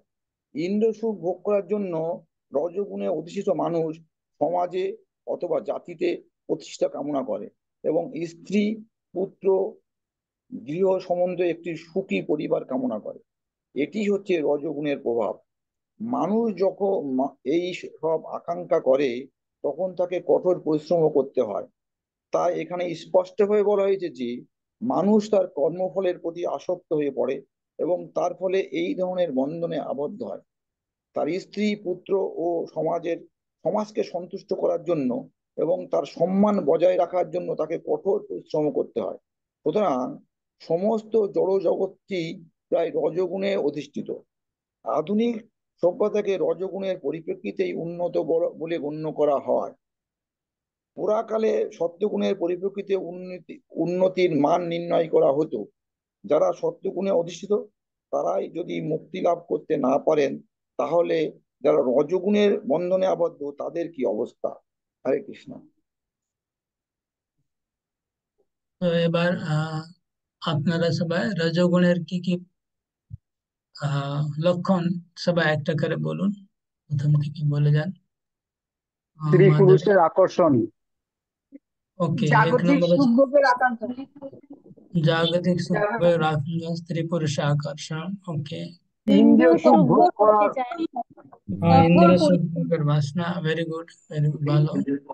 অধিক পরিশ্রম করতে চায়, স্ত্রী কর্মফলের প্রতি আসক্তি, হ্যাঁ ভেরি গুড, আসক্তি। তো নিজের সম্মান বজায় রাখার জন্য কঠোর পরিশ্রম করে। সম্মান, সমাজের মধ্যে প্রতিষ্ঠা বজায় রাখার জন্য কঠোর পরিশ্রম করে। রাইট। সুন্দর স্ত্রী পুরুষ এবং সুখী পরিবার। এগুলো বলতে হবে না, ওকে। আর ভালো ভালো পয়েন্ট আসছে। কর্মফলের প্রতি আসক্ত থাকে। কর্মফলের প্রতি আসক্ত, ওকে। অখিলনাথ। তো আধুনিক সভ্যতাকে শ্রেষ্ঠ বলে গণ্য করা, আধুনিক সভ্যতা শ্রেষ্ঠ গ্রহণ করছে। শ্রেষ্ঠ বলে গণ্য করা। জড়জাগতিক সুখ ভোগের প্রতি আকাঙ্ক্ষা বৃদ্ধি পায়। জড়জাগতিক সুখে আকাঙ্ক্ষা বৃদ্ধি হয় রজগুণে। রাইট।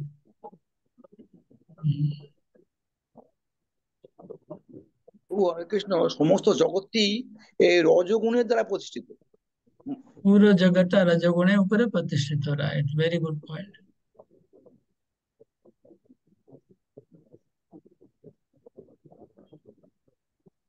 সব পয়েন্ট বলে যান, তারপর যে যা যা পয়েন্ট আপনাদের দেখতে পাচ্ছেন।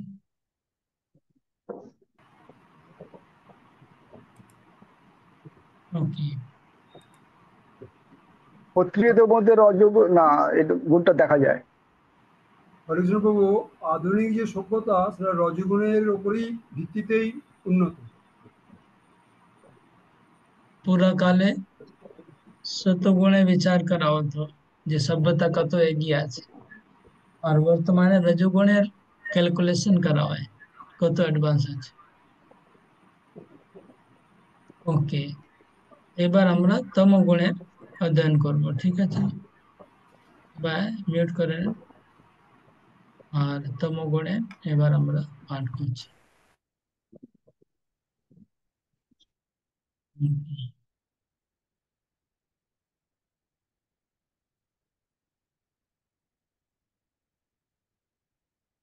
तमस्तु अज्ञानजं विद्धि मोहनं सर्वदेहिनां प्रमादालस्य निद्राभि तन्निबध्नाति भारत। तमस्तु अज्ञानजं विद्धि मोहनं सर्वदेहिनां मादालस्य निद्राभि तन्निबध्नाति भारत। অনুবাদ করুন, admit করুন। হরে কৃষ্ণ। হে ভারত, অজ্ঞানজাত তমগুণকে সমস্ত জীবের মোহনকারী বলে জানবে। সেই তমগুণ প্রমাদ, আলস্য ও নিদ্রার দ্বারা জীবকে আবদ্ধ করে। তাৎপর্য: এই শ্লোকে সংস্কৃত তু শব্দটির প্রয়োগ খুবই তাৎপর্যপূর্ণ। এর অর্থ হচ্ছে যে তমগুণ দেহধারী আত্মার অতি অদ্ভুত একটি গুণ। এই তমগুণ হচ্ছে সত্যগুণের সম্পূর্ণ বিপরীত। সত্যগুণে জ্ঞান অনুশীলনের ফলে জানতে পারা যায় যে কোনটি কি, কিন্তু তমগুণ হচ্ছে ঠিক তার বিপরীত। তমগুণের দ্বারা আচ্ছন্ন সকলেই উন্মাদ, এবং যে উন্মাদ সে বুঝতে পারে না কোনটি কি। উন্নতি সাধন করার পরিবর্তে সে অধঃপতিত হয়। বৈদিক শাস্ত্রে তমগুণের বর্ণনা করে বলা হয়েছে যে বস্তু যথাত্মা জ্ঞান বকরম বিপর্যয় জ্ঞান জনকম তম তম। তমগুণের দ্বারা আচ্ছন্ন হয়ে পড়লে বস্তুর স্বরূপ নির্ধারণ করতে পারা যায় না। যেমন সকলেই জানে যে তার পিতামহ মারা গেছেন, কিন্তু তাই সেও একদিন মারা যাবে, কারণ মানুষ মরণশীল। তার গর্ভজাত সন্তান সন্ততিও একদিন মারা যাবে। সুতরাং সকলেই মৃত্যু অবধারিত, কিন্তু তবুও মানুষ তার সনাতন আত্মাকে উপেক্ষা করে উন্মাদের মতো দিন রাত কঠোর পরিশ্রম করে ধন সম্পদ সঞ্চয় করতে চলেছে। এটিই হচ্ছে উন্মত্ততা। তাদের এই উন্মত্তার ফলে তারা পারমার্থিক উন্নতি সাধনের প্রতি অত্যন্ত নিষ্ক্রিয়। এই ধরনের মানুষ অত্যন্ত অলস। পারমার্থিক জ্ঞান লাভের জন্য যখন তাদের সাধুসঙ্গ করতে আহ্বান করা হয়, তখন তারা তাতে খুব একটা উৎসাহী হয় না। তারা এমনকি রজগুণের দ্বারা পরিচালিত মানুষদের মতো ততটা সক্রিয় নয়। এইভাবে তমগুণের দ্বারা আচ্ছন্ন মানুষদের আর একটি লক্ষণ হচ্ছে যে তারা যতটাই প্রয়োজন তার বেশি ঘুমায়। 6 ঘন্টা ঘুমোই যথেষ্ট, কিন্তু তমগুণে আচ্ছন্ন যে মানুষ সে কম করে 10 থেকে 12 ঘন্টা ঘুমায়। এই ধরনের মানুষ সর্বদাই বিষাদগ্রস্ত হয়ে থাকে এবং তারা মাদক দ্রব্য ও নিদ্রার প্রতি অত্যন্ত আসক্ত। এগুলো হচ্ছে তমগুণের দ্বারা আবদ্ধ মানুষের লক্ষণ। হরে কৃষ্ণ। হরে কৃষ্ণ। তাহলে সবাই পয়েন্ট গুলো বলবেন, তমগুণে কি কি লক্ষণ আছে একটা করে বলুন তাৎপর্য থেকে। পাগল, আলস আর নিদ্রা। অলস আর নিদ্রা, ওকে, ভেরি গুড। প্রয়োজনে অতিরিক্ত ঘুমায়। প্রয়োজনাতিরিক্ত অজ্ঞানতা, ঘুমানো, অজ্ঞানতা। অজ্ঞান, ভেরি গুড। পারমার্থিক লাভে আলস্যতা। বস্তুর স্বরূপ নির্ধারণ করতে পারে না। রূপ নির্ধারণ করতে পারে না, বস্তুর স্বরূপ নির্ধারণ করতে প্রভু মাদক দ্রব্য ও নিদ্রার প্রতি অত্যন্ত আসক্ত। মাদক দ্রব্য আর নিদ্রার প্রতি। পারমার্থিক জ্ঞান লাভে আলস্যতা। প্রভু উন্নতি সাধন করার পরিবর্তে অধঃপতিত হয়। না করে অধঃপতি হচ্ছে। সাধু সঙ্গে উৎসাহী হয় না তারা। এই ধরনের মানুষ অত্যন্ত অলস ও অলস, উন্নতি সাধনের প্রতি অত্যন্ত নিস্পৃহ। পারমার্থিক, মানুষ সর্বদাই বিষাদগ্রস্ত থাকে। ওকে, সর্বদাই বিষাদগ্রস্ত। তমগুণ সত্যগুণের বিপরীত। সত্যগুণের বিপরীত, ওকে। এরা কঠোর পরিশ্রম করে প্রভু, কঠোর এর পরিশ্রম করে। এই মাদেই মিথ্যা বললেন, কঠোর পরিশ্রম লেখা আছে, আমি পরিশ্রম তো করে সন্তান, হ্যাঁ সন্তান সন্ততির জন্য আর কি করে উন্মাদের মতো করে ধন সম্পদ সঞ্চয় করে চলেছে আর কি। এরা প্রয়োজনের বেশি ঘুমায়। প্রয়োজনের বেশি ঘুমায়। ওকে, উন্মাদের মতো। তো সনাতন আত্মাকে অবহেলা করে, উপেক্ষা করে। সনাতন আত্মাকে উপেক্ষা করে, ওকে, রাইট। তাহলে এখন আমরা, ও হরে কৃষ্ণ। হরে কৃষ্ণ। পারমার্থিক উন্নতি সাধনের প্রতি অত্যন্ত নিষ্ক্রিয় থাকে। রাইট। এটা একজন বলেছে আগে। হ্যাঁ ওকে, তো অনেকটা কভার হলো। এবার আমরা সরি, তিনটা গুণ মানুষকে কিভাবে বন্ধনে আবদ্ধ করে এটা এখন আমরা দেখব। রজগুণ কি দিয়ে বাঁধছে মানুষকে, সতগুণ কি দিয়ে বাঁধছে, তমগুণ কি দিয়ে বাঁধছে, এগুলো আমরা এখন দেখব। আহ, okay,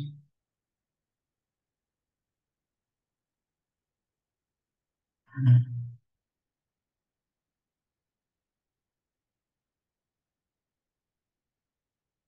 सत्वं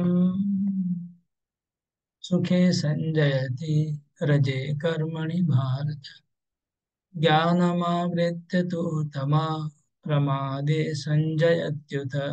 पढ़ो बाबू, हेलमेट কেন करो। বলবো? ঠিক আছে, হরে কৃষ্ণ। হে ভারত, শতগুণ জীবকে সুখে আবদ্ধ করে, রজগুণ জীবকে সকাম কর্মে আবদ্ধ করে, তমগুণ প্রমাদে আবদ্ধ করে। তাৎপর্য: যে সমস্ত সাত্ত্বিক যে মানুষ সাত্ত্বিক, তিনি দার্শনিক, বিজ্ঞানী, শিক্ষক আদি রূপে কর্ম বা জ্ঞানের কোনো বিশেষ শাখা নিযুক্ত থেকে তার বুদ্ধিগত প্রচেষ্টার মাধ্যমে সন্তুষ্টি লাভ করেন।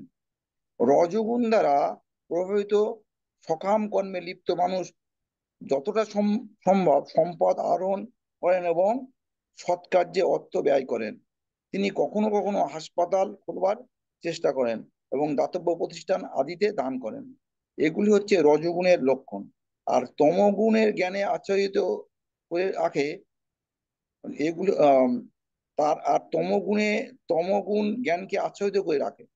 তমগুণে যাই হোক না কেন, তাকে মানুষের নিজের মঙ্গল হয় না ও অন্যদেরও মঙ্গল হয় না। হরে কৃষ্ণ। তো ওকে, সতগুণ, রজগুণ আর তমগুণ কোনটা কিভাবে বন্ধন করছে আত্মাকে, সতগুণ কিভাবে বন্ধন করছে, রজগুণ কিভাবে বন্ধন করছে, আর তমগুণ কিভাবে বন্ধন করছে, বলুন। সত্যগুণ জীবকে সুখে আবদ্ধ করে। ওকে, রজগুণ সকাম কর্মের মধ্যে বন্ধ করে। রাইট। আর তমগুণ?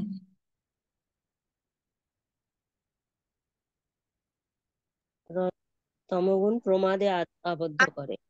আচ্ছাদিত করে রাখে, তমগুণ জ্ঞানকে আচ্ছাদিত করে জ্ঞানে রাখে, কিন্তু জ্ঞানে তমগুণ অজ্ঞানতায় আচ্ছাদিত করে রাখে। রাইট। জ্ঞানে আসে। এবার এই তাৎপর্যে আবার প্রভুপাদ কিছু রজগুণের লক্ষণ বললেন। কি কি বললেন? রজগুণ, সতগুণ, তমগুণ।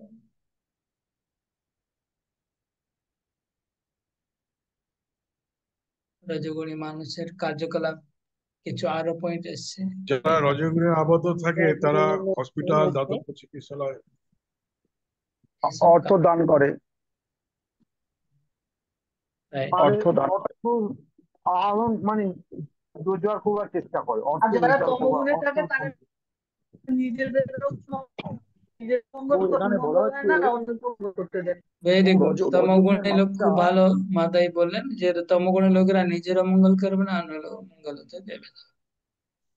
এটা প্রভু তমগুণ। রজগুণের এখানে বলা হচ্ছে রজগুণের লোকেরা সৎকর্মেও দান করে। হ্যাঁ, হসপিটালে দান করে থাকে। এবার আমরা আবার এগিয়ে যাচ্ছি। এখন আমরা দেখব এই তিনটি গুণের মধ্যে কম্পিটিশন হচ্ছে, স্পর্ধা। স্পর্ধা কিভাবে হয় সেটা আমরা দেখব। রজস্তমশ্চাভিভূয় সত্ত্বম ভবতি ভারত, রজসত্ত্বম তমশ্চৈব তমসত্ত্বম রজস্তথা। তো কিভাবে তিনটা গুণের মধ্যে পরস্পর একটা আহ প্রতিদ্বন্দ্বিতা, স্পর্ধা হচ্ছে, প্রতিদ্বন্দ্বিতা, সেটা অনুবাদ পড়ুন বিশদ বাবু। হরে কৃষ্ণ। হে ভারত, রজ ও তমগুণকে পরাভূত করে সত্যগুণ প্রবল হয়, সত্য ও তমগুণকে পরাভূত করে রজগুণ প্রবল হয়, এবং সেইভাবেই সত্য ও রজগুণকে পরাভূত করে তমগুণ প্রবল হয়। যখন রজগুণের প্রাধান্য হয় তখন সত্য ও তমগুণ পরাভূত হয়, সত্যগুণের যখন প্রাধান্য হয় তখন তম ও রজগুণের পরাভূত হয়, আর যখন তমগুণের প্রাধান্য হয় তখন রজ ও সত্যগুণ পরাভূত হয়। এই প্রতিযোগিতা সবসময় চলছে। তাই যিনি কৃষ্ণ ভাবনার পথে উন্নতি ও সাধন করতে সংকল্পবদ্ধ, তাকে এই তিনটি গুণের অতিক্রম করতে হবে। মানুষের আচরণে, তার কার্যকলাপে, আহার বিহার আদিতে কোনো না কোনো গুণের প্রাধান্য ইঙ্গিত হয়। পরবর্তী অধ্যায়গুলিতে সেই সম্বন্ধে ব্যাখ্যা করা হবে। কিন্তু কেউ যদি ইচ্ছা করেন তাহলে তিনি অনুশীলনের মাধ্যমে সত্যগুণকে বিকশিত করে রজ ও তমগুণকে পরাভূত করতে পারেন।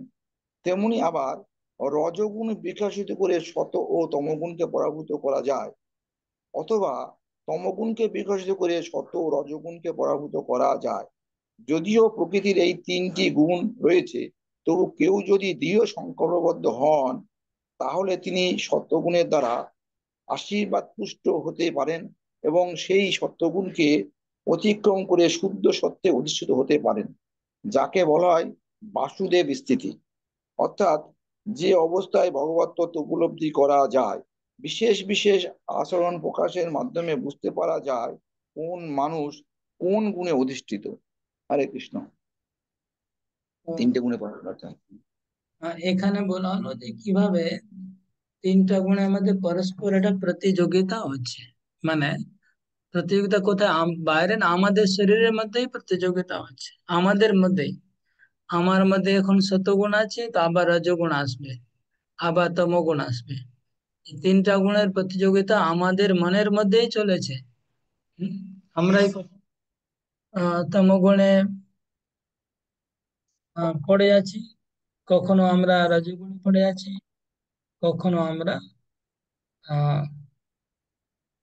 সত্যগুণ। তিনটা গুণের মধ্যে আমাদের প্রতিদিন আমরা প্রতিপল আমরাও এই প্রতিযোগিতা ফাইটিং এর মধ্যে পড়ে আছি। কখনো আমাদের আলস হচ্ছে, আমরা জব করতে করতে আলস হচ্ছে, ঘুম পাচ্ছে, মানে তমগুণ আসছে। কখনো খুব উৎসাহ হচ্ছে, আনন্দ পাচ্ছে, তার মানে সত্যগুণ আছে। কখনো অনেক চিন্তা হচ্ছে, টাকা পয়সা কামানোর ইচ্ছা, তার মানে রজগুণ আসছে। এইসব ভক্তের জীবনে এটা প্রতিযোগিতা চলছে তিনটা গুণে। এখন কখন কোনটা গুণে আছে আমরা কি করে বুঝবো যে এখন আমি সত্যগুণে আছি? ওটা পরে তিনটা শ্লোকে বলা হলো যে এখন কোনটা গুণ বর্তমানে আহ উপরে আছে, কোনটা গুণ আমার উপরে হাবি করে আছে, আমি কি করে বুঝবো? সেটা আগামী 3 শ্লোকে বলা হলো। আমরা পড়ছি। सर्वद्वारेषु देहेऽस्मिन् प्रकाश उपजायते ज्ञानं यदा तदा विद्यात् विवृद्धं सत्त्वमित्युत। যখন এই দেহের সব কয়টি দ্বারে জ্ঞানের প্রকাশ হয় তখন সত্যগুণে বর্ধিত হয়েছে বলে জানবে।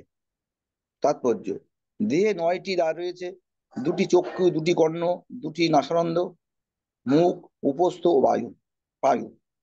যখন প্রতিটি দ্বারে সত্যগুণের বিকাশ হয় তখন বুঝতে হবে যে সেই মানুষ সত্যগুণে অধিষ্ঠিত হয়েছে।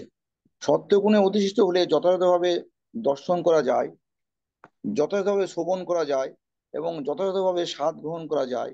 মানুষ যখন অন্তরে ও বাহিরে নির্মল হন, প্রতিটি দ্বারই তখন সুখের লক্ষণ প্রকাশিত হয় এবং সেটি হচ্ছে সাত্ত্বিক অবস্থা। হরে কৃষ্ণ। लोभ प्रवृत्तिरारम्भ कर्मणाम् अशमस्पृहा रजस्येतानि जायन्ते विवृते भरतर्षभ। হরে কৃষ্ণ। হে ভরত শ্রেষ্ঠ, রজগুণে বর্ধিত হলে লোভ প্রবৃত্তি, কর্মে উদ্যম ও দুর্দমীয় স্পৃহা বৃদ্ধি পায়। তাৎপর্য: রজগুণ সম্পূর্ণ মানুষ যে অবস্থায় থাকুন না কেন, তিনি কখনোই সন্তুষ্ট হতে পারেন না। তিনি সর্বদাই তার অবস্থার উন্নতি সাধন করবার আকাঙ্ক্ষা করেন।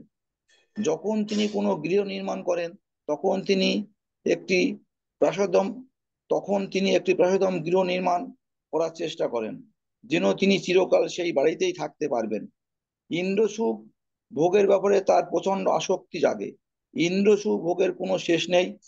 তিনি সর্বদাই তার পরিবারের সঙ্গে থাকতে, তার বাড়িতে বাস করতে এবং চিরকাল ইন্দ্রসুখ ভোগ করতে চান।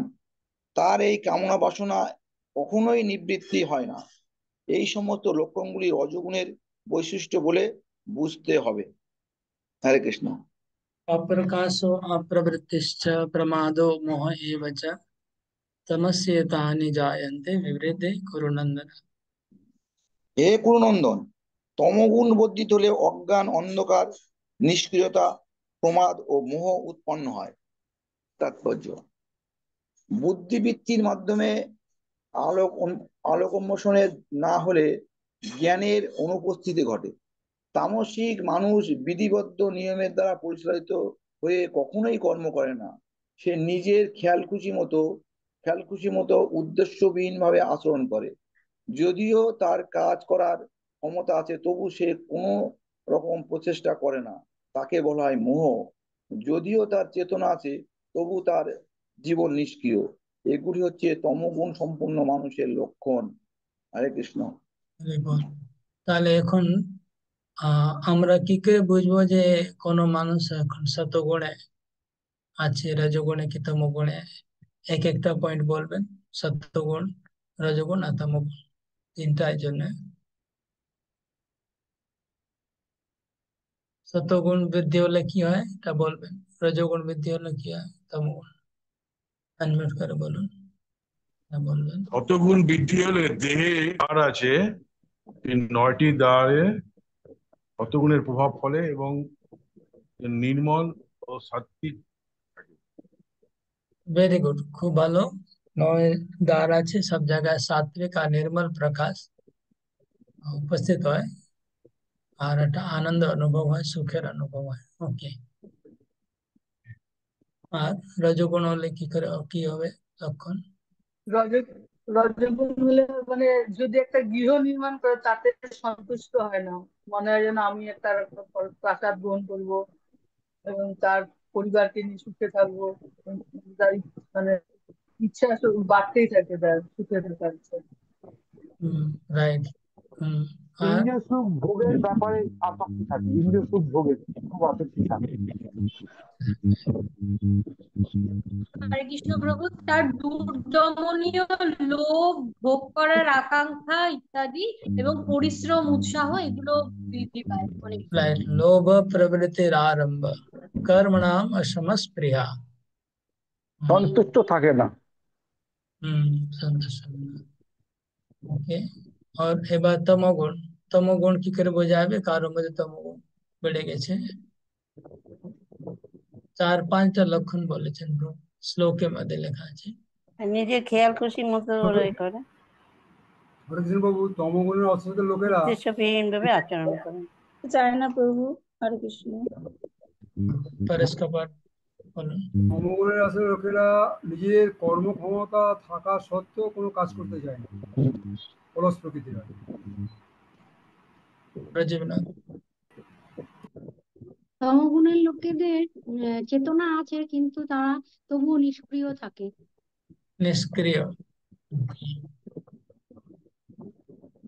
পরিশ্রম করতে চায় না, পরিশ্রম করতে চায় না। রাইট। তার খেয়াল খুশির মতন কাজ করে। তো এটা হলো 3টা গুণের। এখন আমরা পড়বো যে কোথায় কার গতি হয়। রজগুণে মারা গেলে কোথায় গতি হয়, সতগুণে মারা গেলে কোথায় গতি হয়, তমগুণে মারা গেলে কোথায় গতি হয়, এটা আমরা আগে পড়ছি। ঠিক আছে, সবাই মন দিয়ে শুনবেন। यदा सत्त्वे प्रवृद्धेतु प्रलयं यान्ति देहभृत् तदोत्तमविदां लोकान् अमलान् प्रतिपद्यते। হরে কৃষ্ণ। যখন সত্যগুণ বৃদ্ধিপ্রাপ্ত কালে দেহধারী জীব দেহত্যাগ করে, তখন তিনি মহর্ষিদের নির্মল উচ্চতর লোকসমূহ লাভ করেন। মহর্ষি না, মহর্ষি। মহর্ষিদের নির্মল উচ্চতর লোকসমূহ লাভ করেন। সাত্ত্বিক লোকেরা ব্রহ্মলোক বা জনলোক আদি উচ্চতর গ্রহ লোকে গমন করেন এবং সেখানে স্বর্গসুখ উপভোগ করেন। এখানে অম্লান কথাটি অত্যন্ত তাৎপর্যপূর্ণ। এর অর্থ হচ্ছে রজ ও তম গুণ থেকে মুক্ত। জড় জগৎ পাপময়, কিন্তু সত্যগুণ হচ্ছে জড় জগতের সবচেয়ে নিষ্পাপ অবস্থা। নানা রকম জীবের জন্য নানা রকম গ্রহলোক আছে। সত্যগুণে যাদের মৃত্যু হয় তারা উচ্চতর লোকে উন্নীত হন, সেখানে মহর্ষি ও মহান ভক্তরা বাস করেন। হরে কৃষ্ণ। रजसि प्रलयं गत्वा कर्मसङ्गिषु जायते तथा प्रलीनं तमसि मूढयोनिषु जायते। রজগুণে মৃত্যু হলে কর্মাসক্ত মনুষ্যকুলে জন্ম হয়, তেমনি রজগুণে মৃত্যু হলে পশুজনিত জন্ম হয়। কিছু লোক মনে করে যে মনুষ্য জীবন লাভ করলে তার অধঃপতন হয় না। এই ধারণা ভ্রান্ত। এই শ্লোকে বলা হয়েছে যে কেউ যদি তমগুণের দ্বারা আচ্ছাদিত হয়ে জীবনযাপন করে তাহলে মৃত্যুর পরে তার আত্মা অধঃপতিত হয়ে পশুজনি প্রাপ্ত হয়। এই অবস্থা থেকে তাকে আবার ক্রমবিবর্তনের মাধ্যমে এক শরীর থেকে আর এক শরীরে প্রাপ্ত হতে হতে অবশেষে মানুষ্য শরীর প্রাপ্ত হতে হবে। তাই মানুষ্য শরীরের গুরুত্ব যারা উপলব্ধি করতে পেরেছেন তাদের উচিত সাত্ত্বিক আচরণ করা এবং সাধু সঙ্গে এই গুণগুলি অতিক্রম করে কৃষ্ণ ভাবনাময় অধিষ্ঠিত হওয়া। সেটিই হচ্ছে মানব জীবনের উদ্দেশ্য। তা না হলে মানুষ যে আবার মানুষ্য শরীর প্রাপ্ত হবে সেই সম্বন্ধে কোনো নিশ্চয়তা নেই। হরে কৃষ্ণ। রজগুণে মৃত্যু হলে কোথায় জন্ম হবে সেটা এখানে বলা হলো। পৃথিবীতেই জন্ম হবে, হয় মানুষে জন্ম হবে। আর যদি তমগুণে, রজতম গুণ দুটা, তমগুণে মৃত্যু হলে পশুজনি হবে। আর রজগুণে রজগুণে মৃত্যু হলে মানুষ কর্ম ক্ষেত্রে জন্ম হবে। এবার কিরকম কর্ম করলে কিরকম ফল পাবো সেটা 16 নম্বর শ্লোকে বলা হলো। कर्मण सुकृतस्याहो सात्विकम निर्मलम फलम रजसस्तु फलम दुःखम अज्ञानम तमस फलम। সুকৃতি সম্পূর্ণ সাত্বিক কর্মের ফলকে নির্মল, রাজসিক কর্মের ফলকে দুঃখ এবং তামসিক কর্মের ফলকে অজ্ঞান বা অচেতন বলা হয়। সত্যগুণে পূর্ণ কর্ম করার ফলে মন পবিত্র হয়, তাই সব রকমের মোহ থেকে মুক্ত মুনি ঋষিরা সর্বদাই আনন্দময়। কিন্তু রাজসিক কর্ম কেবল ক্লেশদায়ক। জড় সুখের জন্য এই যে প্রচেষ্টাই করা হোক না কেন তা পরিণামে ব্যর্থ হবে।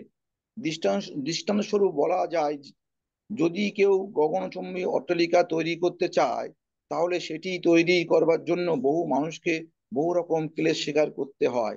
বাড়িটি যে তৈরি করছে তাকে কত কষ্ট করে প্রচুর অর্থ জোগাড় করতে হয়।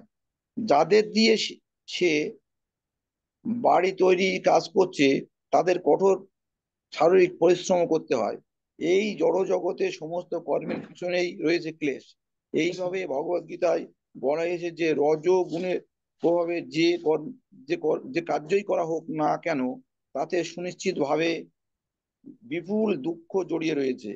তাতে হয়তো তথাকথিত একটুখানি মানসিক সুখ থাকতে পারে, এই বাড়িটি আমার অথবা এই ধনসম্পদ আমার, কিন্তু এটি যথার্থ সুখ নয়।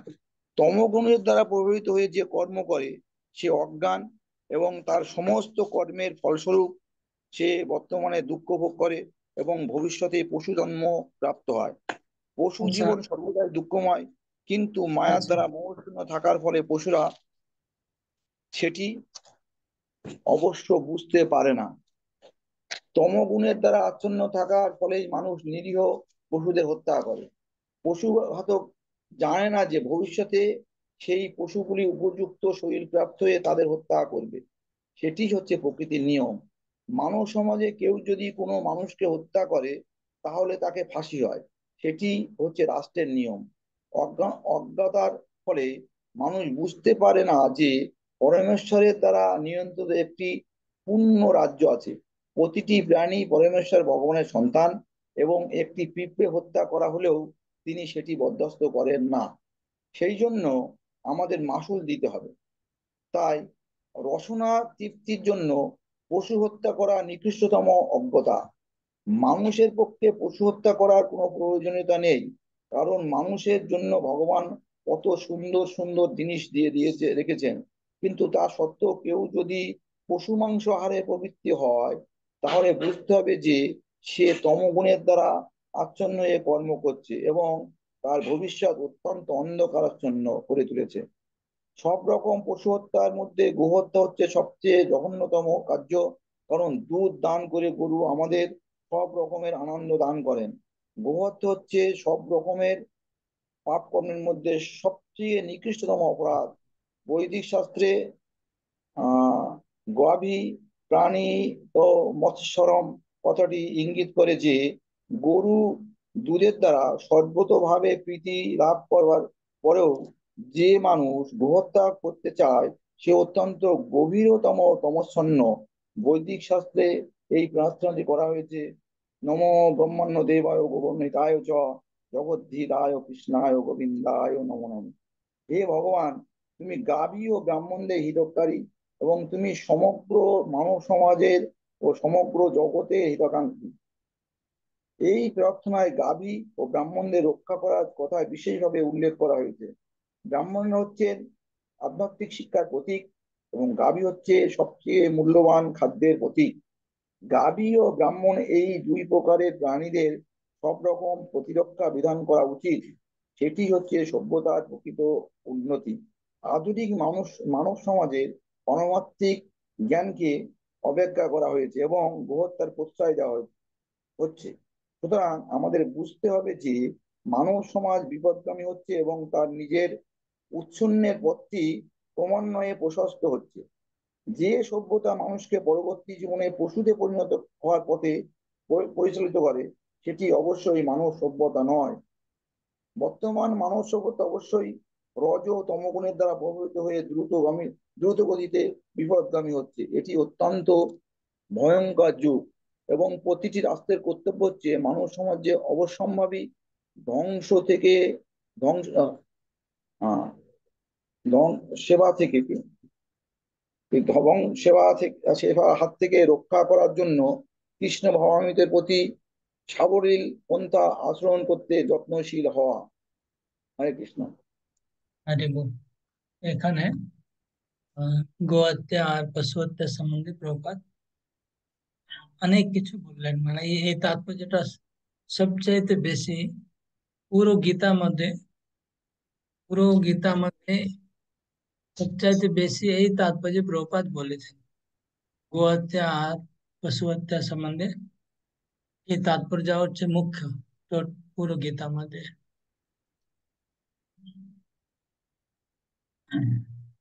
सत्वात् संजायते ज्ञानम रजसो लोभ एव च प्रमाद मोह तमसो भवतु अज्ञानम एव च। সত্যগুণ থেকে জ্ঞান, রজগুণ থেকে লোভ এবং তমগুণ থেকে অজ্ঞান, প্রমাদ ও মোহ উৎপন্ন হয়। তাৎপর্য বর্তমান সভ্যতা তাৎপর্য এখানে একই কথা লেখা আছে, যা আগে এটা পড়লাম। লিখে দাও মানে তাৎপর্যের মধ্যে ওই পশু হত্যা সম্বন্ধেই লেখা আছে।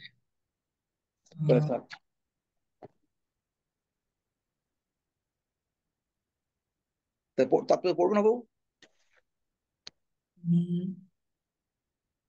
তাৎপর্য পড়বো কি? আমি দেখছি, দাঁড়ান। আচ্ছা,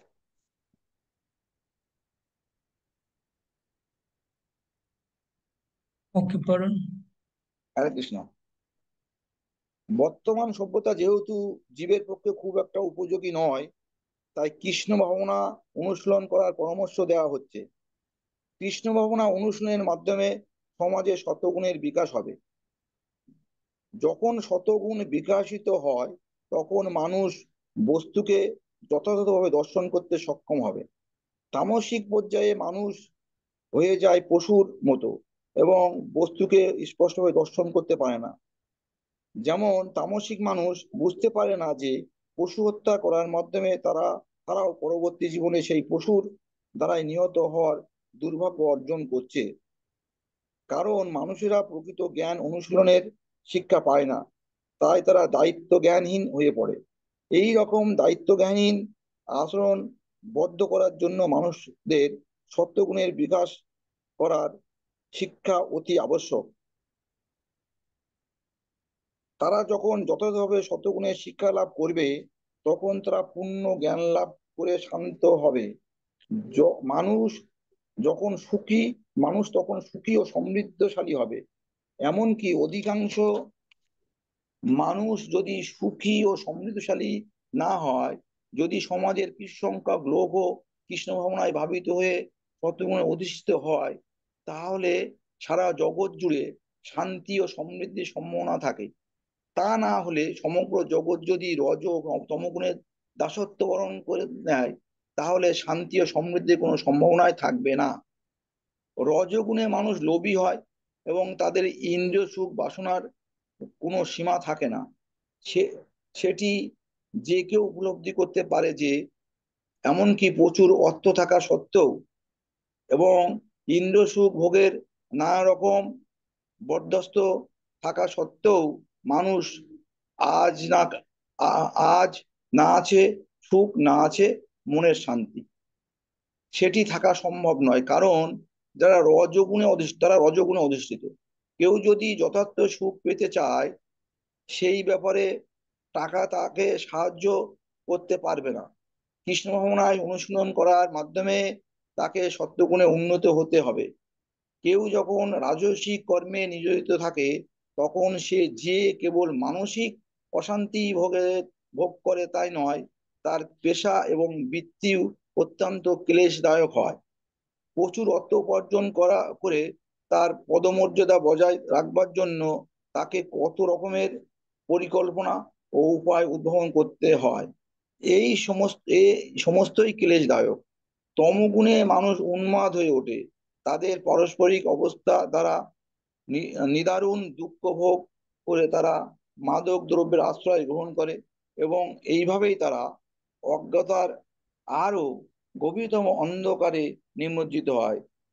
তাদের ভবিষ্যৎ জীবন অত্যন্ত অন্ধকারাচ্ছন্ন। হরে কৃষ্ণ। তিনটে গুণের কথা। ऊर्ध्वं गच्छन्ति सत्त्वस्था मध्ये तिष्ठन्ति राजसा जघन्य गुणवृत्तिस्था अधो गच्छन्ति तामसा। खाली अनुवाद। সত্যগুণ সম্পন্ন ব্যক্তিগণ ঊর্ধ্ব ও উচ্চতর লোকে গমন করে। রজগুণ সম্পন্ন ব্যক্তিগণ এর মধ্যে নরলোকে অবস্থান করে এবং জঘন্য গুণ সম্পন্ন তামসিক ব্যক্তিগণ অধপতিত হয়ে নরকে গমন করে। তাৎপর্য এই শ্লোকে পড়তে হবে না চলবে। ঠিক আছে, শতগুণে মানে ঊর্ধ্বলোকে যাবে। ঊর্ধ্বলোক মানে এই 7টা লোক আছে, ভূ ভুব স্বরলোক, জনলোক, তপলোক, মহলোক, ব্রহ্মলোক, সত্যলোক। আর মধ্যলোক মানে পৃথিবী আর ভূমন্ডল। আর अधोलोक মানে নিচে নিম্ন লোক গুলো আছে, অতল, বিতল, সুতল, মহাতল, সতল, পাতাল अथवा पशु जोनिते जन्म হবে। 19 नंबर श्लोक। नान्यं गुणेभ्यो कर्तारं यदा द्रष्टानुपश्यति गुणेभ्यश्च परं वेति मद्भावं सोऽधिगच्छति। হরে কৃষ্ণ। জীব যখন দর্শন করেন যে প্রকৃতির গুণসমূহ ব্যতীত কর্মে অন্য কোনো কর্তা নেই এবং জানতে পারেন যে পরমেশ্বর ভগবান এই সমস্ত গুণের অতীত, তখন তিনি আমার পরা প্রকৃতি লাভ করেন। হরে কৃষ্ণ। তাৎপর্য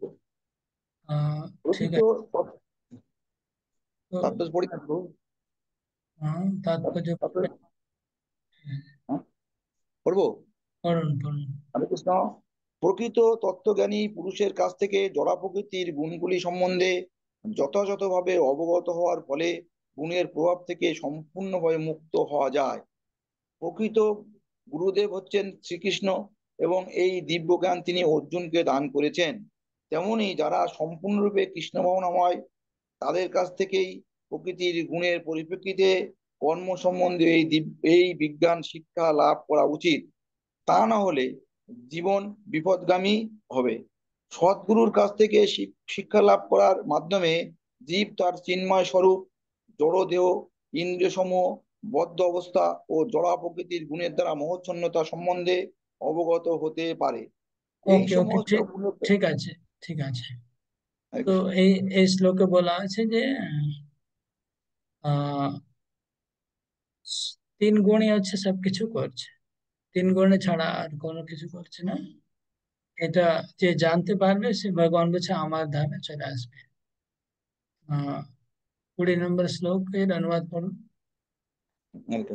দেহধারী জীব এই 3 গুণের অতিক্রম করে জন্ম, মৃত্যু, জরা ও দুঃখ থেকে বিমুক্ত হয়ে অমৃত লাভ করেন।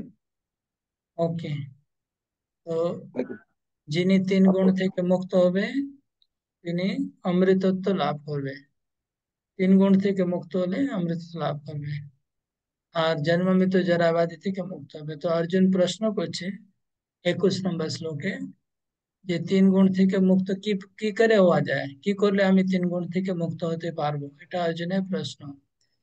ते लिंगे स्त्रीन् गुणानेतान् अतितो भवति प्रभु किमाचार कथम चेतान् 3 गुणान् अतिवर्तते। अनुवाद पढ़ो। অর্জুন জিজ্ঞাসা করলেন, হে প্রভু, যিনি এই 3 গুণের অতীত, তিনি কি কি লক্ষণ দ্বারা জ্ঞাত হন, তার আচরণ কি রকম, এবং তিনি কিভাবে এই 3 গুণ অতিক্রম করেন। তাৎপর্য। হরে কৃষ্ণ। তাৎপর্য, এই শ্লোকে অর্জুনের প্রশ্নগুলি খুবই যুক্তিসঙ্গত। তিনি জানতে চাইলেন যে মানুষ ইতিমধ্যেই জড়া প্রকৃতির গুণগুলি থেকে মুক্ত হয়েছেন, তার লক্ষণ কি। প্রথমে তিনি এই ধরনের দিব্য পুরুষের লক্ষণ সম্বন্ধে জিজ্ঞাসা করলেন। কিভাবে জানতে পারা যাবে যে তিনি ইতিমধ্যেই জড়া প্রকৃতির গুণের প্রভাব থেকে মুক্ত হয়েছেন। দ্বিতীয় প্রশ্নে তিনি জিজ্ঞাসা করলেন তিনি কি রকম জীবনযাপন করেন এবং তার কার্যকর্ম কি রকম, সেগুলি কি নিয়ন্ত্রিত না অনিয়ন্ত্রিত। তারপর অর্জুন জিজ্ঞাসা করেছেন কি উপায়ে দিব্য প্রকৃতিতে অধিষ্ঠিত হওয়া যায়, সেটি খুব গুরুত্বপূর্ণ। দিব্য স্তরে অধিষ্ঠিত হওয়ার সরাসরি উপায় সম্বন্ধে যতক্ষণ পর্যন্ত না অবগত হওয়া যাচ্ছে ততক্ষণ পর্যন্ত সেই লক্ষণগুলি প্রদর্শন করার কোনো সম্ভাবনা থাকে না। সুতরাং অর্জুনের এই প্রশ্নগুলি অত্যন্ত গুরুত্বপূর্ণ এবং ভগবান নিজেই সেই প্রশ্নগুলি উত্তর দিচ্ছেন। হরে কৃষ্ণ। এখন আর পুরো অধ্যায় শোনার পরে অর্জুন জিজ্ঞাসা করছেন যে এই 3 গুণ সম্বন্ধে আমি জানতে পারলাম, 3 গুণ থেকে আমি বেরোবো কি করে, কি করলে 3 গুণ থেকে বেরোনো যায়। তো সেই রাস্তাটা আমরা, এটা খুব ইম্পর্টেন্ট, পুরো অধ্যায় ভেরি ভেরি ইম্পর্টেন্ট। এই শ্লোক 22 থেকে 25। प्रकाशम प्रवृत्तिम चैव मोहमेव च पांडव न द्वेष्टि संप्रवृत्तानि न निवृत्तानि कांक्षति उदासीनवदासीनो गुणैर्यो न विचाल्यते गुणा वर्तन्ते इत्येवं यो तिष्ठति नेङ्गते समदुःख सुख स्वस्थ समदुष्टास्म काञ्चन तुल्य क्रिया प्रियो धीरस्तुल्य निंदात्म संस्तुते मानपामनयो तुल्यो तुल्य मित्रारिपक्षयो सर्वारंभ परित्यागी गुणातीत समुच्यते। हाँ पढ़ो। হরে কৃষ্ণ। পরমেশ্বর ভগবান বললেন, হে পাণ্ডব, যিনি প্রকাশ, প্রবৃত্তি ও মোহ আবির্ভূত হয়ে দেশ করেন না এবং সেইগুলো নিবৃত্তি হলেও আকাঙ্ক্ষা করেন না, তিনি উদাসীনের মতো অবস্থিত থেকে গুণসমূহের দ্বারা বিচলিত হন না, কিন্তু গুণসমূহ স্বীয় কার্যে প্রবৃত্তি হয়, এইভাবেই যিনি অবস্থান করেন এবং তার দ্বারা চঞ্চলতা প্রাপ্ত হন না, তিনি আত্মস্বরূপে অধিষ্ঠিত এবং সুখ ও দুঃখে সমভাবাপন্ন, যিনি মাটির ডেলা পাথর ও স্বর্ণের সমদৃষ্টি সম্পন্ন, যিনি প্রিয় অপ্রিয় বিষয়ে সমভাবাপন্ন, যিনি ধৈর্যশীল এবং নিন্দা স্তুতি মান অপমানে সমভাবাপন্ন, যিনি শত্রু ও মিত্রের উভয়ের প্রতি সমভাবাপন্ন এবং যিনি সমস্ত কর্মোদ্যোগ পরিত্যাগী, তিনি গুণাতীত বলে কথিত হন। হরে কৃষ্ণ। তাৎপর্য। হরে কৃষ্ণ। অর্জুন 3টি প্রশ্ন করেছিলেন এবং ভগবান একে একে সেগুলি উত্তর দিচ্ছেন। এক মিনিট, সবাই একটু মন দিয়ে শুনবেন। এখন আমি জিজ্ঞেস করবো গুণ থেকে কি করে অতিক্রম হওয়া যায়, হ্যাঁ, কি কি উপায় বলা হয়েছে সেগুলো সবাই মন দিয়ে শুনবেন। পড়ুন। হরে কৃষ্ণ। এই শ্লোকগুলিতে শ্রীকৃষ্ণ প্রথমে বলেছেন যে যে ব্যক্তি গুণাতীত স্তরে অধিষ্ঠিত হয়েছেন তিনি কারো প্রতি দেশযুক্ত নন, তিনি কোনো কিছুর আকাঙ্ক্ষা করেন না। জীব যখন জড় দেহে আবদ্ধ হয়ে এই জড় জগতে অবস্থান করেন তখন বুঝতে হবে যে সে এই জড় প্রকৃতি তিনটে গুণের কোনো একটি নিয়ন্ত্রণাধীন। সে যখন দেহের বন্ধন থেকে মুক্ত হয় তখন সে জড় প্রকৃতির গুণের প্রভাব থেকেও মুক্ত হয়, কিন্তু যতক্ষণ পর্যন্ত না সে দেহের বন্ধন থেকে মুক্ত হতে পারছে ততক্ষণ তাকে গুণের প্রভাবের প্রতি উদাসীন থাকতে হবে। ভক্তিযোগে ভগবানের সেবায় তাকে নিযুক্ত হতে হবে যাতে জড় দেহের পরিপ্রেক্ষিতে তার পরিচয়ের কথা সে আপনা থেকেই ভুলে যেতে পারে। কেউ যখন তার জড় দেহের চেতনায় যুক্ত থাকে তখন সে কেবল তার ইন্দ্রিয় তর্পণের জন্য কর্ম করে, কিন্তু সেই চেতনা যখন কৃষ্ণে অর্পিত হয় তখন ইন্দ্রিয় তর্পণ আপনা থেকেই বন্ধ হয়ে যায়। এই জড় দেহের কোনো প্রয়োজন নেই এবং এই জড় দেহের আদেশ পালন করারও প্রয়োজন নেই। দেহের অবস্থিত প্রকৃতির গুণগুলি কর্ম করে যাবে, কিন্তু চিন্ময় সত্যরূপে আত্মা সেই সমস্ত কার্যকলাপ থেকে পৃথক। তিনি পৃথক হন কিভাবে? তিনি জড় দেহটিকে ভোগ করার আকাঙ্ক্ষা করেন না অথবা এই দেহের বন্ধনে মুক্ত হওয়ার আকাঙ্ক্ষা করেন না। এইভাবে গুণাতীত স্তরে অধিষ্ঠিত হয়ে ভগবত ভক্ত আপনা থেকেই মুক্ত হন। জড়া প্রকৃতির গুণের প্রভাব থেকে মুক্ত হওয়ার জন্য তাকে কোনো রকম চেষ্টা করতে হয় না। পরবর্তী শ্লোকে পরবর্তী প্রশ্ন হচ্ছে গুণাতীত স্তরে অধিষ্ঠিত ব্যক্তির আচরণ সম্বন্ধে। জড় জগতের বন্ধনে আবদ্ধ মানুষ দেহ সম্বন্ধীয় তথাকথিত সম্মান ও অসম্মানের দ্বারা প্রভাবিত, কিন্তু গুণাতীত স্তরে অধিষ্ঠিত ব্যক্তি এই ধরনের মিথ্যা সম্মান ও অসম্মানের দ্বারা প্রভাবিত হন না। কৃষ্ণ ভাবনায় বিভোর হয়ে যিনি তার কর্ম করে যান এবং মানুষ তাকে সম্মান প্রদর্শন করলো না অসম্মান করলো তার প্রতি তিনি ভ্রুক্ষেপ করেন না। কৃষ্ণ ভাবনা অনুশীলনের তার কর্তব্য সম্পাদন করবার পক্ষে যা অনুকূল তা তিনি গ্রহণ করেন। তাছাড়া পাথর হোক বা সোনায় হোক তার কোনো জড় বস্তুর দরকার হয় না। কৃষ্ণ ভক্তি অনুশীলনে যারা তাকে সাহায্য করেন তাদের সকলেই তিনি প্রিয় বন্ধু বলে মনে করেন এবং তার তথাকথিত শত্রুকেও তিনি ঘৃণা করেন না। তিনি সকলের প্রতি সমভাবাপন্ন এবং সবকিছুই তিনি সমদৃষ্টি দর্শন করেন, কারণ তিনি ভালো মতেই জানেন যে জড়জাগতিক জীবনে তার কিছুই করবার নেই। পড়তে সামাজিক পারছে ও না। রাজনৈতিক বিষয়গুলি তাকে প্রভাবিত করে না, কারণ তিনি সামাজিক উত্থান ও গোলযোগের অনিত্যতার সম্পর্কে পূর্ণভাবে অবগত। তার নিজের জন্য তিনি কোনো প্রচেষ্টা করেন না। শ্রীকৃষ্ণের জন্য তিনি সবকিছুই করতে পারেন কিন্তু তার নিজের জন্য তিনি কোনো কিছুই করেন না। এই রকম আচরণের দ্বারাই প্রকৃতপক্ষে গুণাতীত স্তরে অধিষ্ঠিত হতে পারা যায়। হরে কৃষ্ণ। এখন কথা বেরোচ্ছে না, মনে হচ্ছে আর গলা শেষ হয়ে গেছে, স্লো হয়ে গেছে পড়াটা, এখন এনার্জি নেই পড়ার। ওকে, সবাই একটা করে পয়েন্ট বলুন, কি করে ত্রিগুণাতীত হওয়া যায়। সবাই একটা করে পয়েন্ট বলবেন, আমি শুনবো।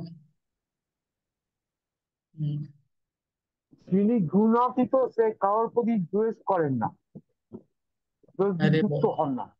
ওকে, মাধবী। তিনি শত্রু মিত্র সকলের প্রতি সমভাবাপন্ন। Right, very good. নেক্সট। তিনি প্রিয় এবং অপ্রিয় বস্তুতে সমভাবাপন্ন। রাইট। তিনি কোনো কিছুর আকাঙ্ক্ষা করেন না। কিছু আকাঙ্ক্ষা করে না। ওকে। প্রকৃতির কোনো গুণের থেকে তিনি মুক্ত হতে চান না, প্রভাব থেকে। কৃষ্ণ ভাবনার অনুকূলে তিনি কর্ম করে যান, তার নিজের জন্য কিছুই করেন না, ভ্রুক্ষেপ করেন না নিজের কাজের প্রতি। আরে বল, ও ওকে। মিথ্যা সম্মান ও অসম্মানে তারা প্রভাবিত হন না। সম্মান অসম্মান দ্বারা প্রভাবিত হয় না। Very good. যিনি গুণাতীত তিনি কৃষ্ণ ভক্তিতে তাকে যে সাহায্য করে তাকে তিনি বন্ধু মনে করেন। আরে বল, ভেরি গুড। তিনি জড়দেহটিকে ভোগ করারও চেষ্টা করেন না এবং দেহের বন্ধন থেকে মুক্ত হওয়ারও আকাঙ্ক্ষা প্রদর্শন করেন না। প্রভু হরে কৃষ্ণ। Very good. তিনি সকলের প্রতি সমভাবাপন্ন এবং তার তথাকথিত সমদৃষ্টিতে দর্শন করেন, সবকিছুই সমদৃষ্টি দর্শন করেন। রাইট, ওকে। ভালো। হরে কৃষ্ণ। ভক্তি যোগের মাধ্যমে তিনি সর্বদা ভগবত সেবায় নিযুক্ত। Very good. পাথর ও সোনা সবই মাটি, ঢেলা, জড়বস্তু। পাথর আর সোনা, তিনটা কি সমান ভাবে দেখে। আর তিনি ভগবানের জন্য সবকিছুই করেন প্রভু, কিন্তু নিজের নিন্দ তৃপ্তির জন্য তিনি কোনো কিছুই করেন না। হরে কৃষ্ণ প্রভু। ওকে। প্রভু সামাজিক ও রাজনৈতিক গোলাযোগগুলি তাকে প্রভাবিত করে না, কারণ তিনি জানেন যে জড়জগতে তার আর কিছুই করার নেই। রাইট, ভেরি গুড, ওকে। ঠিক আছে, তো नेक्स्ट श्लोक 3 गुण থেকে अतिक्रम और आरो सरल उपाय भगवान बोलते हैं। माम च यो व्यभिचारेण भक्ति योगेन सेवते सगुणान समतीत्येतान ब्रह्म भूयाय कल्पते। হরে কৃষ্ণ। যিনি ঐকান্তিক ভক্তি যোগ সহকারে আমার সেবা করেন, তিনি প্রকৃতির সমস্ত গুণকে অতিক্রম করে ব্রহ্মভূত স্তরে উন্নত হন। তাৎপর্য, এই শ্লোকটি হচ্ছে অর্জুনের তৃতীয় প্রশ্ন। নির্গুণ স্তরে অধিষ্ঠিত হওয়ার উপায় কি, তার উত্তর। পূর্বেই বিশ্লেষণ করা হয়েছে জড় জগৎ পরিচালিত হচ্ছে জড়া প্রকৃতির গুণের প্রভাবে, তাই জড়া প্রকৃতির গুণের প্রভাবে বিচলিত হওয়া উচিত নয়। তার চেতনাকে এই সমস্ত কার্যকলাপের মনোনিবেশ না করে শ্রীকৃষ্ণ সেবামূলক কার্যে নিযুক্ত করা যেতে পারে। শ্রীকৃষ্ণের সেবামূলক কার্যকে বলা হয় ভক্তিযোগ। শ্রীকৃষ্ণের জন্য সর্বদাই কর্ম করা। কৃষ্ণ ভক্তি বলতে কেবল শ্রীকৃষ্ণের সেবায় বোঝায় না, রাম, নারায়ণ আদি শ্রীকৃষ্ণের বিভিন্ন সাংস প্রকাশের সেবা বোঝায়। শ্রীকৃষ্ণের অসংখ্য সাংখ্য প্রকাশ আছে, যিনি তাদের যে কোনো একটি রূপের সেবা করেন তিনি নির্গুণ স্তরে অধিষ্ঠিত হন। এটিও জেনে রাখা উচিত যে শ্রীকৃষ্ণের সবকটি রূপই সম্পূর্ণরূপে গুণাতীত এবং সচ্চিদ ও আনন্দময়। ভগবানের এই সমস্ত প্রকাশ সর্বশক্তি সম্পন্ন, সর্বজ্ঞ এবং তার সব রকমের দিব্য গুণগুলিতে বিভূষিত।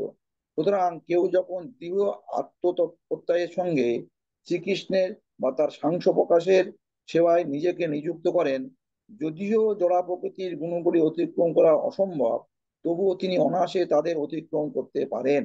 ওকে, ঠিক আছে, ঠিক আছে, বাস বাস। नेक्स्ट श्लोक। ब्रह्मणो प्रतिष्ठाम् अमृतस्याव्यवस्य च शाश्वतस्य च धर्मस्य सुखस्य एकान्तिकस्य च। বলুন। হরে কৃষ্ণ। আমি নির্বিশেষ ব্রহ্মের প্রতিষ্ঠা বা আশ্রয়, অব্যয় অমৃতের, শাশ্বত ধর্মের এবং ঐকান্তিক সুখেই আমি আশ্রয়। তাৎপর্য তাৎপর্য বাবু। প্রথম প্যারাগ্রাফটা পড়ুন কিছু। ব্রহ্মের স্বরূপ হচ্ছে অমর তত্ত্ব, অবিনশ্বর তত্ত্ব ও নিতত্ত্ব ও আনন্দ। পরমাত্মা উপলব্ধির প্রথম স্তর হচ্ছে ব্রহ্ম উপলব্ধি, দ্বিতীয় স্তর হচ্ছে পরমাত্মার উপলব্ধি এবং পরম তত্ত্বের চরম স্তরে উপলব্ধি হচ্ছে পরম পুরুষোত্তম ভগবানের উপলব্ধি। তাই পরমাত্মা ও নির্বিশেষ ব্রহ্মা এই উভয় তত্ত্বই হচ্ছে পরম পুরুষ ভগবানের অধীন তত্ত্ব। সপ্তম অধ্যায়ে ব্যাখ্যা করা হয়েছে যে জড়া প্রকৃতি পরমেশ্বর ভগবানের নিকৃষ্ট শক্তির প্রকাশ। ভগবান তার পরাশক্তির কণিকা সমূহ দ্বারা উৎকৃষ্ট জড়া প্রকৃতিকে সক্রিয় করেন এবং সেটি হচ্ছে জড়া প্রকৃতি চেতনের প্রকাশ। জড়া প্রকৃতির বন্ধনে আবদ্ধ জীব যখন পারমাত্মিক জ্ঞানের অনুশীলনে শুরু করেন, তখন তিনি জড়া অস্তিত্ব থেকে ধীরে ধীরে পরম তত্ত্বের ব্রহ্মভূত অবস্থায় উন্নীত হন। জীবের এই ব্রহ্মভূত অবস্থা হচ্ছে আত্মজ্ঞানের প্রথম স্তর। এই স্তরে ব্রহ্মজ্ঞ পুরুষ জড়া অবস্থার অতীত, কিন্তু আপনার তিনি এখন পড়াটা কিন্তু ঠিক স্লো হয়ে গেছে, আগের মতো আর নেই, জোর নেই পড়াতে। হরে কৃষ্ণ, কয়েকটা লাইন পড়ুন। চেষ্টা করছি। এই স্তরে ব্রহ্মজ্ঞ জড়া পুরুষ অবস্থার অতীত, কিন্তু তিনি পূর্ণরূপে ব্রহ্ম উপলব্ধি করতে পারেনি। তিনি যদি চান তাহলে তিনি এই ব্রহ্মভূত অবস্থাতেই থাকতে পারেন এবং তারপর ধীরে ধীরে পরমাত্ম উপলব্ধির স্তরে উন্নত হতে পারেন এবং তারপর পরম পুরুষোত্তম ভগবানকে উপলব্ধি করতে পারেন। বৈদিক শাস্ত্রে তার অনেক নিদর্শন আছে। চতুষ্ষণ বা 4 কুমারেরা প্রথমে নির্বিশেষ ব্রহ্মে অধিষ্ঠিত ছিলেন, কিন্তু তারপর ধীরে ধীরে ভগবত ভক্তি স্তরে উন্নীত হন। যিনি ব্রহ্মের নিরাকার নির্বিশেষ উপলব্ধির ঊর্ধ্বে উন্নীত হতে পারেনি, তার সর্বদাই অধঃপতনের সম্ভাবনা থাকে। ওকে, ঠিক আছে, ভগবতে বলা হয়েছে যে, আমি সামারাইজ করে দিচ্ছি, পুরো তাৎপর্য কি লেখা আছে। তো এই শ্লোকে লেখা আছে, এই আর তারপরে পূর্ববর্তী শ্লোকে ভগবান বলেন, মাম চ যোগে বিচারেণ ভক্তি যোগেন সেবতে সগুণান সমতীতে তান ব্রহ্ম ভূয়ায় কল্পতে। যদি কেউ আমার অব্যভিচারী ভক্তি করবে, অব্যভিচারী মানে শুদ্ধ ভক্তি, কেবলা ভক্তি, তাহলে তিনি ব্রহ্মভূত স্তর লাভ করবে। ব্রহ্মভূত স্তর মানে কি? মানে ত্রিগুণাতীত। ত্রিগুণাতীত মানে 3টা গুণের উপরে চলে যাবে যদি কেউ ভগবানের অব্যভিচারিণী ভক্তি মানে নিষ্কাম অন্যাভিলাষ শূন্য ভক্তি। আর তারপরে কি হবে? ব্রহ্মভূত যাওয়ার পরে, সেটা এই শ্লোকে লেখা আছে, ব্রহ্মভূত প্রসন্ন আত্মা, সরি না, ব্রহ্মণ হি প্রতিষ্ঠা হাম, ব্রহ্ম আমার উপরে আশ্রিত। ব্রহ্ম মানে কি? অমৃত, অব্যয়, শাশ্বত, সেটা আমার অধীনে। কৃষ্ণ হচ্ছে ব্রহ্মের আশ্রয়। তাহলে পরম তত্ত্বের 3টা স্তর আছে, ব্রহ্ম, পরমাত্মা আর ভগবান। কৃষ্ণ হচ্ছে আদি, পরমাত্মা তার অংশ, ব্রহ্মজ্যোতি তার অংশ। এইটাই আছে। এই তাৎপর্য আপনারা নিজেরা পড়ে নেবেন সবাই। হরে কৃষ্ণ।